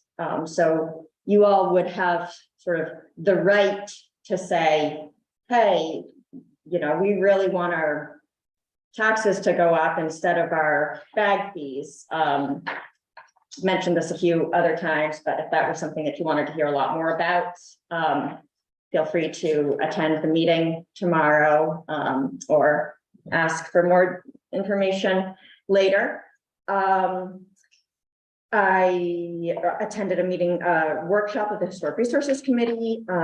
There's a little subgroup that is working really hard on the Curtis Island project and figuring out how this Friends group can raise a bunch of money to preserve it. They're looking, they spent the last several months really, Mike Scaling and a couple others just done an extraordinary amount of work to determine to which period in time they would be the most historically accurate or beneficial to restore the buildings to. And there's a whole process with the National Registry stuff. So they're doing a really great job, and it's great benefits to the town. And the Pathways Committee working on a number of things, especially an update to the Pathways Master Plan. They have that for both Camden and Rockport, and all of the priority sidewalks and things like that. So if that's anything that any of you have an interest in sort of weighing in on problem areas for pedestrians in town or opportunities that you want included, feel free to chime in. We'd love to have your input. Thank you, Allison. Thank you, Tom, especially thanks to you. God bless Yeah, you. wow, Tom. What? That's dedication. Thank you. Tom, get some rest and when are you coming back, Tom? We'll be back Saturday. Enjoy the trip and enjoy that beautiful part of the world. Yeah, thank you so much. All right, good night, everybody. night. Oh, wait, I'll wait for the official. Go ahead. Oh, right, yeah. I almost forgot. Motion made in second. All in favor? 5-0. Thank you. All right, Tom. good night. Well, good morning.